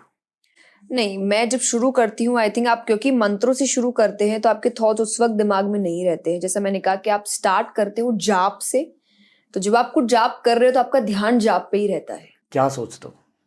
कुछ भी नहीं, आपको सोचना कुछ है ही नहीं। नहीं, पर आपको दिखाई क्या देता है अपने दिमाग में? आप आंख बंद रखते हैं और आप, हाँ, मैं ये कहूंगी आप कोशिश करते, तो मैं ओम का पिक्चर लाने की कोशिश करती हूँ अपने आंखों के सामने, या फिर आप शिव जी का पिक्चर लाने की कोशिश करते हैं। That's it. ओके। और कभी ओम नमः शिवाय की वजह से कुछ बहुत गहरा एक्सपीरियंस हुआ? मैंने मेडिटेशन में कोई भी एक्सपीरियंसेस आज तक नहीं किए हैं, बट आई वुड से कि मैंने उसके बाद मेरी लाइफ में जो भी होता है, मुझे ऐसा लगता है वो उसी का नतीजा जैसे है। कि? जैसे कि मैं अपने जाप से अपने इमोशंस कंट्रोल कर सकती हूँ। अगर मैं बहुत हाइपर हो रही हूँ तो आई कीप चैंटिंग, वो शांत हो जाता है। मुझे टर्बुलेंस से बहुत डर लगता है। फ्लाइट में? हाँ, मैं ट्रैवल बहुत करती हूँ और मेरे लिए एक रोजाना की चीज है। तो अगर हल्का भी टर्बुलेंस होता है, मेरी माला शुरू हो जाती है, वो मुझे शांत करती है। तो मुझे ऐसा लगता है कि ये की है, कोई भी चीज, मतलब जो भी चीज मेरे बैलेंस को खराब कर रही है, वो मंत्र मुझे वापस बैलेंस में लेकर आता है। ओम नमः शिवाय का मतलब क्या है? मेरे लिए तो भगवान का नाम है। आप अपने अपने मतलब, पर मेरे लिए वो शिव, जब आप, जैसे मैंने कहा, मैं स्पिरिचुअल होने के साथ साथ मैं काफी रिलीजियस हूँ, तो मेरे लिए डिवोशन ज्यादा आता है। मीनिंग हर बार जरूरी नहीं कि मुझे ढूंढना है। मुझे पता है वो शिव जी का नाम है, और मुझे पता है कि जो कहते हैं कलयुग केवल नाम आधारा, सुमिर सुमिर नर उतरहि पारा, कि कलयुग केवल नाम पर ही बेस्ड है। भगवान का नाम लेने से भी आपका कल्याण हो सकता है, आप मीनिंग नहीं भी जानो तो चलेगा। ओके। नेक्स्ट मंत्र? नेक्स्ट आई वुड से सिर्फ ओम, कि आप जो वो एक और मेडिटेशन का रूप है, हमने लास्ट टाइम इसके ऊपर बात भी की थी, और उसका प्रोनाउंसिएशन है, तो वो आप हो सकता है 3 बार, 9 बार, 11 बार जैसे, तो 3 इज मिनिमम, और उसके बाद जितना ज्यादा आप कर सके वो भी है। मेरे लिए 3 या 11 होता है, उसके बीच होता है, टाइम पे डिपेंड करता है कई बार। जोर से बोलता हूँ। हाँ, वो जाप, प्रॉपर जाप, ओम नमः शिवाय फिर भी मैं मन में कर लूं, पर वो लाइक प्रॉपर जाप होता है, क्योंकि जैसा मैंने कहा कि आप प्रोनाउंस करते हो उसको, और अच्छे वॉल्यूम में बोलते हैं, तो वो एक तरीके से एक आलाप भी है कि आ ओ तो वो बॉडी में वो फील होना चाहिए, वो साउंड आना चाहिए। और ये भी माना जाता है कि जो आप वाटर थेरेपी कहते हैं मेडिटेशन में, कि जब आप ये जाप करते हैं तो आप एक ग्लास में पानी रखें और वो जाप करने के बाद आप उसको पी ले, तो जो उस साउंड की, मंत्र की वाइब्रेशन है वो पानी में आई है, देन यू टेक दैट। वो वाइब्रेशंस आप बाहर नहीं घूमने देते, आप कहते हैं वो वाइब्रेशंस मुझे चाहिए, कि जाप तो मैंने किया पर उसका जो फल है या एनर्जी है वो भी मुझे चाहिए। तो वो एक है। एंड देन उसके बाद आई हैव कृष्णा का जाप, वो एक हैप्पी जाप होता है। उसमें आई वुडंट से कि मैं बहुत सीरियस होके कि आप अच्छे से कृष्ण का नाम ले रहे हैं और दुर्गा जी का नाम ले रहे हैं। अब कैसे लेते हो? एक मंत्र होता है कि आप सिर्फ हाँ, ओम नमो भगवते वासुदेवाय नमः, तो आप उनका जाप कर रहे हैं। ये आप दिमाग में कह रहे हो? ये मैं दिमाग में भी कह सकते हैं, आप हल्का धीरे धीरे भी कह सकते हैं, बट बहुत जोर से नहीं, आपके अंदर वो फील होना चाहिए आपको। ओके। आप नए मंत्र जानने की कोशिश कर रहे हो या करते हो? नहीं, क्यों मुझे नहीं? ऐसा, क्योंकि जैसा मैंने कहा कि आप सिद्धि एक ही मंत्र को लेकर होती है और उसी को लेकर आपको कंटिन्यू होना चाहिए, और मैंने एक रूटीन बनाया है अपना। तो मुझे ऐसा लगता है कि जब आप उस रूटीन पे ट्रस्ट नहीं कर रहे हो तो शायद आप नए जाप की ओर जा रहे हो। मुझे अच्छा लगता है जानना कि आप मुझे कुछ बताएंगे कि ये जाप अच्छा होता है ना, मुझसे हाँ वेरी नाइस, और अगर वो चलते फिरते आई कैन डू दैट कि मुझे ये जाप अच्छा लगा, बट वो मेरे मेडिटेशन का एक प्रोसेस बनेगा, आई डोंट थिंक सो। अभी आई वुड से कि मुझे ऐसा लगता है, मैं इस पर ट्रस्ट है मुझे कि आज जो भी चेंज मुझे चाहिए अपनी जिंदगी में, यूनिवर्स में, जो भी ये लेकर आएगा। और जैसा कहते हैं ना कि आप जब किसी चीज पे ट्रस्ट करते हो तो फिर आप दूसरी ओर बढ़ते नहीं हो, और अगर आप बढ़ रहे हो इसका मतलब इस पे ट्रस्ट नहीं कर रहे हो, और डिवोशन ट्रस्ट के बिना नहीं चलता। तो मंत्र तभी चलेंगे जब आपको उस मंत्रों पर ट्रस्ट होगा। बिना ट्रस्ट के आई डोंट थिंक वो सिद्धि आपको मिल सकती है। हाल ही में मैंने एक भजन की डिस्कवरी करी, जिसका बहुत ज़्यादा इम्पैक्ट रहा है, स्पेशली इस फेज में। इस पूरे पॉडकास्ट में मैं बहुत रो रहा था कि लाइफ में ये हो रहा है वो हो रहा है, पर इस भजन से मुझे बहुत पावर मिल रहा है। यूट्यूब से डिस्कवर किया मैंने। एक यूट्यूबर है जील, आई थिंक उनका हैंडल साइबर जील है, और ये भजन का नाम है बजरंग बाण। ओके, जिस तरह से हनुमान चालीसा हो, स्तुति हुई एक स्तुति मतलब भजन, जिसे स्तुति माने, जैसे हनुमान चालीसा एक स्तुति है, वैसे ही बजरंग बाण। पहली बार मैं शब्द सुना। हाँ, हाँ। क्या मतलब? मतलब नहीं, मतलब ये एक जैसे आपकी आरतियां होती है, ये एक बनाया हुआ है भजन। You can change the words. अपने मन से आप भजन लिख सकते हो, आप भजन बना सकते हो, बनाने के बाद भी you can change the words. स्तुतियां चेंज नहीं होती, you can not create Hanuman Chalisa again. Hanuman Chalisa से स्तुति, Bajrang Baan is stuti. Okay okay, anyway. तो जिस तरह से हनुमान चालीसा एक बहुत शुद्ध स्तुति है जहां आप बेसिकली सेलिब्रेट कर रहे हो हनुमान जी को, बजरंग बाण हनुमान जी के लिए एक चैलेंज है कि अगर आप सच में राम भक्त हो तो आके मेरी मदद करो। तो उसमें ये भी कहा गया बजरंग बाण में कि आपको हर समय बजरंग बाण सुनने की ज़रूरत नहीं है। सिर्फ जब हनुमान जी की ज़रूरत लगे तब उन्हें, अगर आपको जल्दी से बुलाना है तब बजरंग बाण यूज़ कीजिए। मेरी इंजरी की वजह से मैं यूज़ कर रहा हूँ बजरंग बाण, हर दिन सुन रहा हूँ बजरंग बाण, और आई फील कि डेफिनेटली कुछ फ़ायदे मैं बदल रहा हूँ, मैं डिटैचमेंट ज़्यादा सीख रहा हूँ। मेरी फिजिकल बॉडी की ताकत वापस थोड़ी स्लोली आ रही है, पर डेफिनेटली आ रही है, पर मेंटल ताकत बढ़ रही है। पर इसके अलावा हाल ही में राजर्षि नंदी सर की वजह से, जो जिन्होंने हमें तंत्र के पॉडकास्ट दिए, उनसे मैंने कुछ तांत्रिक मंत्रों के बारे में सीखा। आप जानना चाहोगे? नॉलेज के लिए बिल्कुल। ओके। तांत्रिक मंत्रों में जैसे ओम एक शब्द होता है जिसमें फ्रीक्वेंसी होती है, उसी तरह सनातन धर्म में कुछ ऐसे शब्द होते हैं जिनमें एक अलग तरह की फ्रीक्वेंसी है। मैं कुछ बोलूंगा, फिर आप ये कहो कि आपको क्या महसूस होता है। ओम। ये एक्चुअली ओम है, जिसका जैसे मैं कहती हूँ जाप करती हूँ, यही है।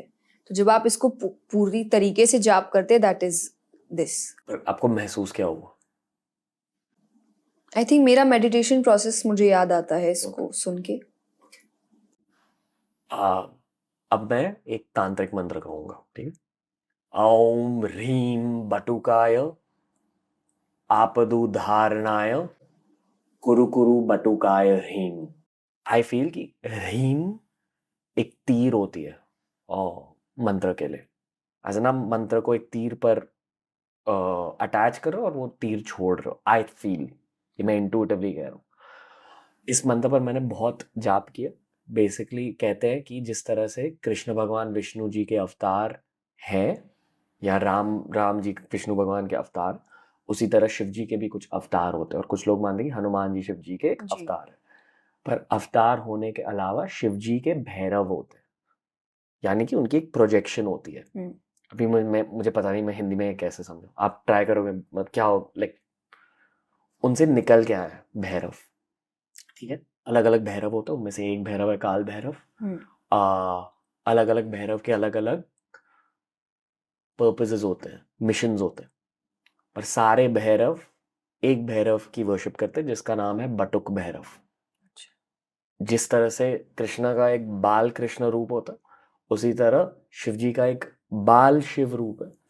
और उस बाल शिव रूप को आप बटुक भैरव मान सकते हो। अगर मैंने आपको, आई मीन आप एक कृष्ण भक्त हो, तो कृष्ण से रिलेटेड कुछ ट्रेट्स आपके दिमाग आपके दिल में, जैसे कि आप बोलो। प्लेफुलनेस, आई थिंक विजडम, धर्म, पर अगर मैंने आर्ट। बाल कृष्ण की बात करी, प्लेफुलनेस, एंजॉयमेंट, लव। लव। या अभी शिव जी के कुछ ट्रेट्स बताइए। मेडिटेशन, एंड, अंत, क्योंकि वो मृत्यु है। Love, because of Sati Mata और Parvati ji, I think epitome of love. अभी बाल शिव के बारे में कुछ बताइए आपके अकॉर्डिंग।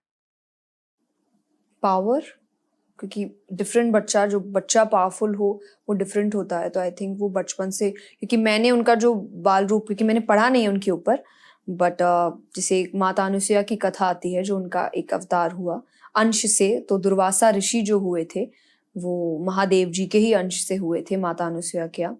बट मैंने उनके बारे में पढ़ा नहीं है। बट तो ये भी एक है कि child like behaviour, but power और सीरियसनेस। ये आपने क्यों कहा? ये मुझे भी महसूस होता है, पर सीरियसनेस क्यों कहा? क्योंकि वो हर वक्त समाधि में रहते हैं। मतलब सबसे ज्यादा इमोशंस भी वो कई बार आपको दिखा, जैसे सबसे भोले भगवान माना गया है उनको, कि वो बहुत भोले हैं। भोले, वेरी सिंपल, कि हो सकता है इधर उधर भी चीजें हो जाए, जो मांग ले वो दे दिया, बाद में आपको पता चले कि नहीं देना चाहिए था, ये भी हो सकता है। जैसे भस्मासुर एक कथा है, आपको अगर बताओ। तो भस्मासुर की कथा क्या है कि उसने महादेव जी की तपस्या करी और महादेव जी से वरदान मांगा कि मैं जिसके सर पे हाथ रखूं वो भस्म हो जाए। बिकॉज ही इज सो भोले कि वो आप जो मांगो आपको दे देते हैं, उन्होंने दे दिया। अब वो वहां खड़े होके थोड़ा वेट करने लगे, देन उन्होंने बोले क्या हुआ, तो बोले मुझे ट्राई करना है ये। तो बोले ट्राई कैसे करना है, बोले पहला हाथ ही आपके ऊपर रखना है। तो देन वो विष्णु भगवान के पास जाते हैं, शंकर जी, एंड देन विष्णु भगवान मोहिनी अवतार लेते हैं, दैट इज ब्यूटी। और वो ब्यूटी के सामने जब भी एक ऐसा व्यक्ति जो सिर्फ ब्यूटी देखता है, या जो कहते हैं जो कामी होता है बहुत ज्यादा, वो ब्यूटी के आगे सब भूल जाता है, अपने प्रिंसिपल्स भूल जाता है, अपने काम भूल जाता है, अपना कार्य भूल जाता है, पागल हो जाता है वो। तो वो भूल गए, and then she started dancing the Mohini avatar. And then वो जब पास आने लगा भस्मासुर, तो भगवान ने उनसे कहा कि नहीं, अगर मेरे पास आना है तो मुझे कॉपी करना पड़ेगा। And she started dancing. तो वो भी डांस करने लगे, एंड देन एंड में विष्णु भगवान ने अपना ही हाथ सर पे रखा और उसने अपना हाथ अपने सर पे रख लिया, तो भस्मासुर वहीं पर भस्म हो गया। तो एक आ गया, वो इतने भोले हैं कि कई बार वो बिना सोचे समझे भी आपको हाँ कर देते हैं कि ठीक है तुमने जो मांगा वो तुम्हें मिल गया। बट वो अपने इमोशंस जल्दी से बाहर नहीं, लव भी जल्दी से बाहर नहीं आता। आप उनका कोई भी रूप देखिए तो मोस्टली उनके आंख बंद है, या वो है भी तो स्ट्रेट फेस के साथ है।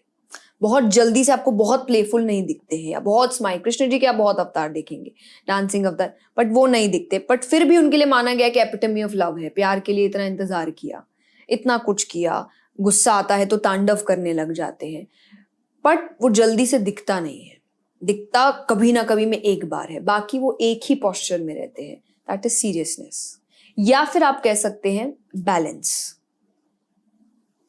बैलेंस इज कि ना हंसी है ना दुख है, कुछ भी नहीं है, एक बैलेंस बना हुआ है, दैट इज शिव जी। पता नहीं अगर मैं ये सब्जेक्टिवली कह रहा हूँ मेरे दिल के अकॉर्डिंग या मेरे लाइफ के अकॉर्डिंग, पर मेरे लिए बाल शिव का मतलब पावर कंबाइंड विद ह्यूमिलिटी है। बहुत पावर देंगे पर आपको ह्यूमिलिटी भी देंगे, जी और ह्यूमिलिटी शायद आप पर फोर्स करवाएंगे लोगों को आपकी लाइफ से निकाल के, आपको मुश्किल स्थितियों में डाल के। तो, और आपको टेस्ट कर करके, जितना ज़्यादा टेस्ट पास करोगे उतना ज़्यादा आपको पावर भी मिलेगा। ये वैसे मंत्र कहने की एक वजह नहीं होनी चाहिए। आई फील कि मंत्र सिर्फ और सिर्फ स्पिरिचुअलिटी और स्पिरिचुअल ग्रोथ के लिए होना चाहिए, भगवान से कनेक्ट होने के लिए। जी पर मंत्रों में अलग पावर होते हैं और आपकी लाइफ में चेंजेस आ सकते हैं इन चीज़ों की वजह से। अगर आपने तांत्रिक मंत्र और ज़्यादा पढ़े, रीम जैसे और बहुत सारे शब्द होते हैं, फट एक शब्द होता है, फट, मुझे पता भी नहीं इसका मतलब क्या है, पर जिस तरह से मैंने रीम को एक तीर से कंपेयर किया, उसी तरह मुझे ये लगता है कि फट मतलब एक एक्सप्लोसिव एनर्जी होती है शायद, आई डोंट नो। और यहाँ मेरी स्पिरिचुअल नॉलेज स्टॉप हो जाती है। This is where I have reached in my own journey. तो लाइफ में चेंजेस हो रहे हैं इन तांत्रिक मंत्रों की वजह से। लोग हट रहे हैं, सिचुएशंस हट रहे हैं, मुश्किलें भी हट रहे हैं, पर मैं क्यूरियस हूँ कि लाइफ के अगले फेज में क्या होने वाला है, और इन पॉडकास्ट की वजह से उस क्यूरियोसिटी को फुलफिल करता हूँ। कैसा रहा आज का एपिसोड? बहुत अच्छा रहा, बहुत, आई थिंक जो आपने स्टार्ट में मुझसे कहा था कि हम थोड़ा और डीप जाने वाले हैं, आई थिंक हम गए हैं। सो आई डोंट नो कि जब हम देखेंगे तो मुझे ऐसा लगता है मुझे भी कई चीज़ों के आंसर्स मिल सकते हैं, क्योंकि जब आप कुछ ऐसी बात करते हैं जिनके बारे में आपको पता नहीं है कि आप क्या बात करने वाले हैं, जैसा मैंने कहा, आप एक थर्ड इन्फॉर्मेशन बाहर निकालते हैं, और वो मुझे भी तब पता चलेगा जब मैं देखूंगी कि मैंने ऐसी क्या बात बोली है जो शायद नोइंगली या कॉन्शियसली मुझे नहीं पता कि मेरे अंदर हो सकती है। Thank you for that. No thank you. जब मैं पॉडकास्ट रिकॉर्ड कर रहा होता हूँ, मैं पूरे कंटेंट क्रिएटर जोन में चला जाता हूँ कि क्या मैंने अच्छा सवाल पूछा है, अब अगला सवाल मुझे क्या पूछना चाहिए, किस टैंजेंट पर लेके जाना चाहिए। मेरा फोकस बहुत ज़्यादा रहता है, और उस वजह से शायद मैं पॉडकास्ट को कंज्यूम नहीं कर पाता शूटिंग के टाइम। और हम हर वीक 4 पॉडकास्ट रिलीज कर रहे हैं, तो देयर इज नो वे कि मैं हर पॉडकास्ट फिर से सुन सकूं, पर मैं डेफिनेटली स्पिरिचुअल पॉडकास्ट फिर से सुनता हूँ। और आपका पॉडकास्ट मैं बहुत बार सुना, पहली बार रिकॉर्ड करने के बाद, एंड आई फील कि ये भी एक ऐसा ही पॉडकास्ट होने वाला है जहाँ मैं बहुत ज़्यादा सुनने वाला हूँ।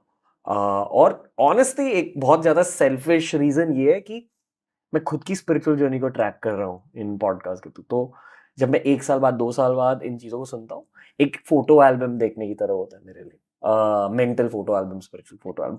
तो थैंक यू। हर 6 महीने आपसे बात करनी है। मुझे ये जानना है कि आपकी भी जर्नी कहाँ तक पहुंची है। शायद एंड में मैं आपसे ये सवाल पूछना चाहूँगा कि आपकी जर्नी कहाँ तक पहुंची है वैसे, कब नेक्स्ट स्पिरिचुअल जर्नी के बारे में बात करो, आप नेक्स्ट क्या जानना चाह रहे हो या किस तरह से ग्रो करना चाह रहे हो?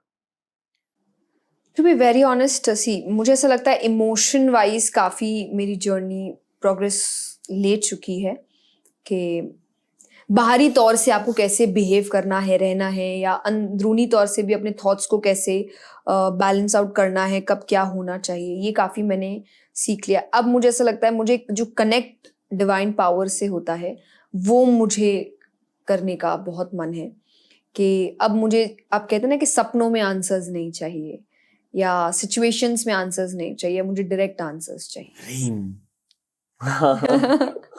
शायद शायद तंत्र की वजह यही होती है। हाँ, हो सकता है। तो मुझे डायरेक्ट आंसर्स अब चाहिए, कि आप एक डायरेक्ट कनेक्शन आपका हो, कैसे हो आई डोंट नो, शायद सिर्फ महसूस करने में भी हो चलेगा, सिर्फ एक्सपीरियंस करने में भी हो चलेगा, या डायरेक्टली आमना सामना भी हो तो चलेगा, बट ये आई थिंक एक नेक्स्ट स्टेप हो सकता है मेरी स्पिरिचुअल जर्नी का।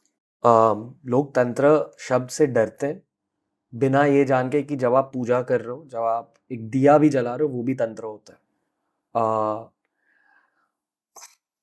I hope I'm right in saying this and I hope I'm not crossing a line in saying this, but I feel कि दुनिया भर में स्पेशली भारत में तंत्र की फिर से राइज हो रही है और लोग फिर से अभी जान रहे हैं कि तंत्र का असली मतलब क्या होता है। और मैंने इस पॉडकास्ट के थ्रू जाना है कि तंत्र का मतलब ये है कि आपकी स्पिरिचुअल जर्नी बहुत झट से प्रोग्रेस होने लगती है। हर फेज में, ह्यूमन हिस्ट्री के हर फेज में कुछ मंत्र, कुछ डेटीज का पावर ज़्यादा बन जाता है और हमारे फेज में कृष्ण भगवान का पावर बहुत ज़्यादा है क्योंकि इतने सारे लोग कृष्ण भगवान को मान रहे हैं। पॉडकास्ट के थ्रू मैंने जाना है कि अगर महाभारत सच में हुई थी, और मैं ये मानता हूँ कि हाँ महाभारत सच में हुई थी, उसकी डेटिंग रफली 3000 BC जितनी है, मतलब 5000 साल पहले। पर भारतवर्ष शायद लाख साल, 1-2 लाख साल पुराना है। मतलब 2 लाख माइनस 5000 ईयर्स में बहुत सारे डेटीज थे। कृष्ण भगवान जितने पावरफुल, बहुत सारे लोग थे, बहुत सारे एनर्जीज थे, पर अब कृष्ण भगवान का फेस चल रहा है। और इसी कलयुग की वजह से दुनिया भर में बहुत सारी बुरी चीजें हो रही है, वॉर हो रही। आई ऑनेस्टली फील कि अगले 10 साल बहुत बुरे होने वाले दुनिया के लिए। शायद बहुत सारे लोगों को तंत्र की जरूरत है, फास्ट स्पिरिचुअल प्रोग्रेस की जरूरत है। ये एक रिस्की चीज़ भी होती है। जब आपको कोई भी चीज़ बहुत फास्ट या क्विकली मिलती है तो बहुत ज़्यादा चांसेस होते हैं कि आप उसको एक नेगेटिव वे में भी ले सकते हैं। फॉर इमोशन वाइज अगर आप कहें कि जब आपको सक्सेस बहुत जल्दी मिलती है तो ईगो बहुत जल्दी आता है, लेकिन जब आपको सक्सेस बहुत पेशेंस के साथ या टाइम टेकिंग प्रोसेस होकर मिलता है तो वो आपके अंदर सरलता, ह्यूमिलिटी लेकर आता है, हम्बलनेस लेकर आता है। तो जब कोई चीज़ आपको बहुत झटक से मिलती है तो हो सकता है वो इमोशनली आपको एक गलत फेज में लेकर जाए, तो वो भी एक डर रहता है, चाहे वो तंत्र को लेकर, चाहे वो स्पिरिचुअल प्रोग्रेस को भी लेकर हो। स्पिरिचुअली भी जब आपको जल्दी कुछ मिल जाए, आप अपने आप को बहुत सुपीरियर मानने लग जाते हैं कि सिर्फ मुझे ही मिला है और maybe I am special या मैं कुछ अलग कर रहा हूँ, पर वो आपको स्पिरिचुअलिटी नहीं सिखाती। स्पिरिचुअलिटी अगर, तो मैं इसलिए कहती हूँ आप भले ही एक एक स्टेप लेकर करो, धीरे धीरे करो, क्योंकि जो चीज़ धीरे धीरे और आराम से मिलती है वो ज़्यादा समय तक आपके पास रहती है। जो शॉर्टकट में मिले वो रहती भी शॉर्ट समय के लिए है, और मे बी आप खुद ही उसको अपने से दूर कर देते हैं because of your own emotions. Okay, बस और कुछ पूछना नहीं है आपसे। आई एम श्योर कि जब मैं ये वाला पॉडकास्ट फिर से सुनूंगा मुझे और भी मेरे आंसर्स मिल जाएंगे। Jaya Kishori, thank you again कि अब TRS पे लौट के आ गए। जाने से पहले आपके लिए एक गिफ्ट है from team TRS and team Ajio. Thank you for the views और thank you for the great conversation. ये मुझे आपको देना पर थोड़ी सी भारी गिफ्ट है, इसलिए मैं सिर्फ टेबल पर रख दूंगा। आप ये ग्लास बस यहाँ रख दीजिए। थैंक यू, फिर से आप TRS पर आ गए और प्लीज एवरी 6 months आ जाइए, हमें अपडेट दीजिए खुद की स्पिरिचुअल जर्नी के बारे में। Definitely, I would love that. Thank you so much for calling me. मुझसे इतने questions पूछने के लिए, because you know आपकी वजह से मुझे समझ आता है कि जो आप पढ़ रहे हो वो रियल में अप्लाई हो रहा भी है कि नहीं। Thank you. Most welcome, I guess, but on behalf of the users, on behalf of the listeners also, thank you so much. तो ये था आज का एपिसोड दोस्तों। ऑनेस्टली इस एपिसोड को रिकॉर्ड करना मेरे लिए इतना आसान नहीं था। बहुत कुछ हो रहा है यार लाइफ में आजकल, पर इन्हीं मुश्किल फेजेस में मुझे ऐसे पॉडकास्ट करना बहुत अच्छा लगता है। पॉडकास्ट के एंड तक मेरी पूरी वाइब बदल गई। आई होप कि आपको आज का एपिसोड अच्छा लगा हो। पिछले वाले एपिसोड में 2.8 मिलियन व्यूज़ आए थे। अगर आपने वो वाला एपिसोड नहीं देखा है तो प्लीज़ जाके देखिए दोस्तों। जया किशोरी फिर से लौट कर आएंगी TRS पर। हमें बताइए कमेंट सेक्शन में कि इनके साथ और किन टॉपिक्स के बारे में बात करना चाहिए। As usual this look style by Ajio. अगर आपको भी ऐसी स्टाइलिंग चाहिए तो आजियो ऐप डाउनलोड कीजिए और तुरंत शॉपिंग स्टार्ट कीजिए दोस्तों। आजियो प्रेजेंट्स TRS बहुत ही जल्द लौट कर आएगा। आई होप कि आप सब लोग इंग्लिश पॉडकास्ट भी कंज्यूम कर रहे हैं। आई नो कि हिंदी पॉडकास्ट की वाइब भी कुछ अलग है, पर यार कुछ कुछ कॉन्वर्सेशंस ना अंग्रेजी में भी बहुत तगड़े होते हैं। आई प्रॉमिस यू, अगर आपने उस पॉडकास्ट को भी एक्सप्लोर किया आपको बहुत सारे बढ़िया एपिसोड्स मिलेंगे। पर हमारे पुराने एपिसोड्स को भी स्कैन कीजिए, हिंदी वाले, इंग्लिश वाले, यार बहुत ज़्यादा नॉलेज हमने अपलोड की है free of cost Jaya Kishori जैसे लोगों की वजह से. I hope you guys are utilising it to the full capability of your mind. Jaya Kishori लौट कर आएगी टीआरएस पर, हम भी लौट कर आएंगे टीआरएस पर. Thank you for listening in. Ajio presents TRS बहुत ही जल्द लौट के आएगा.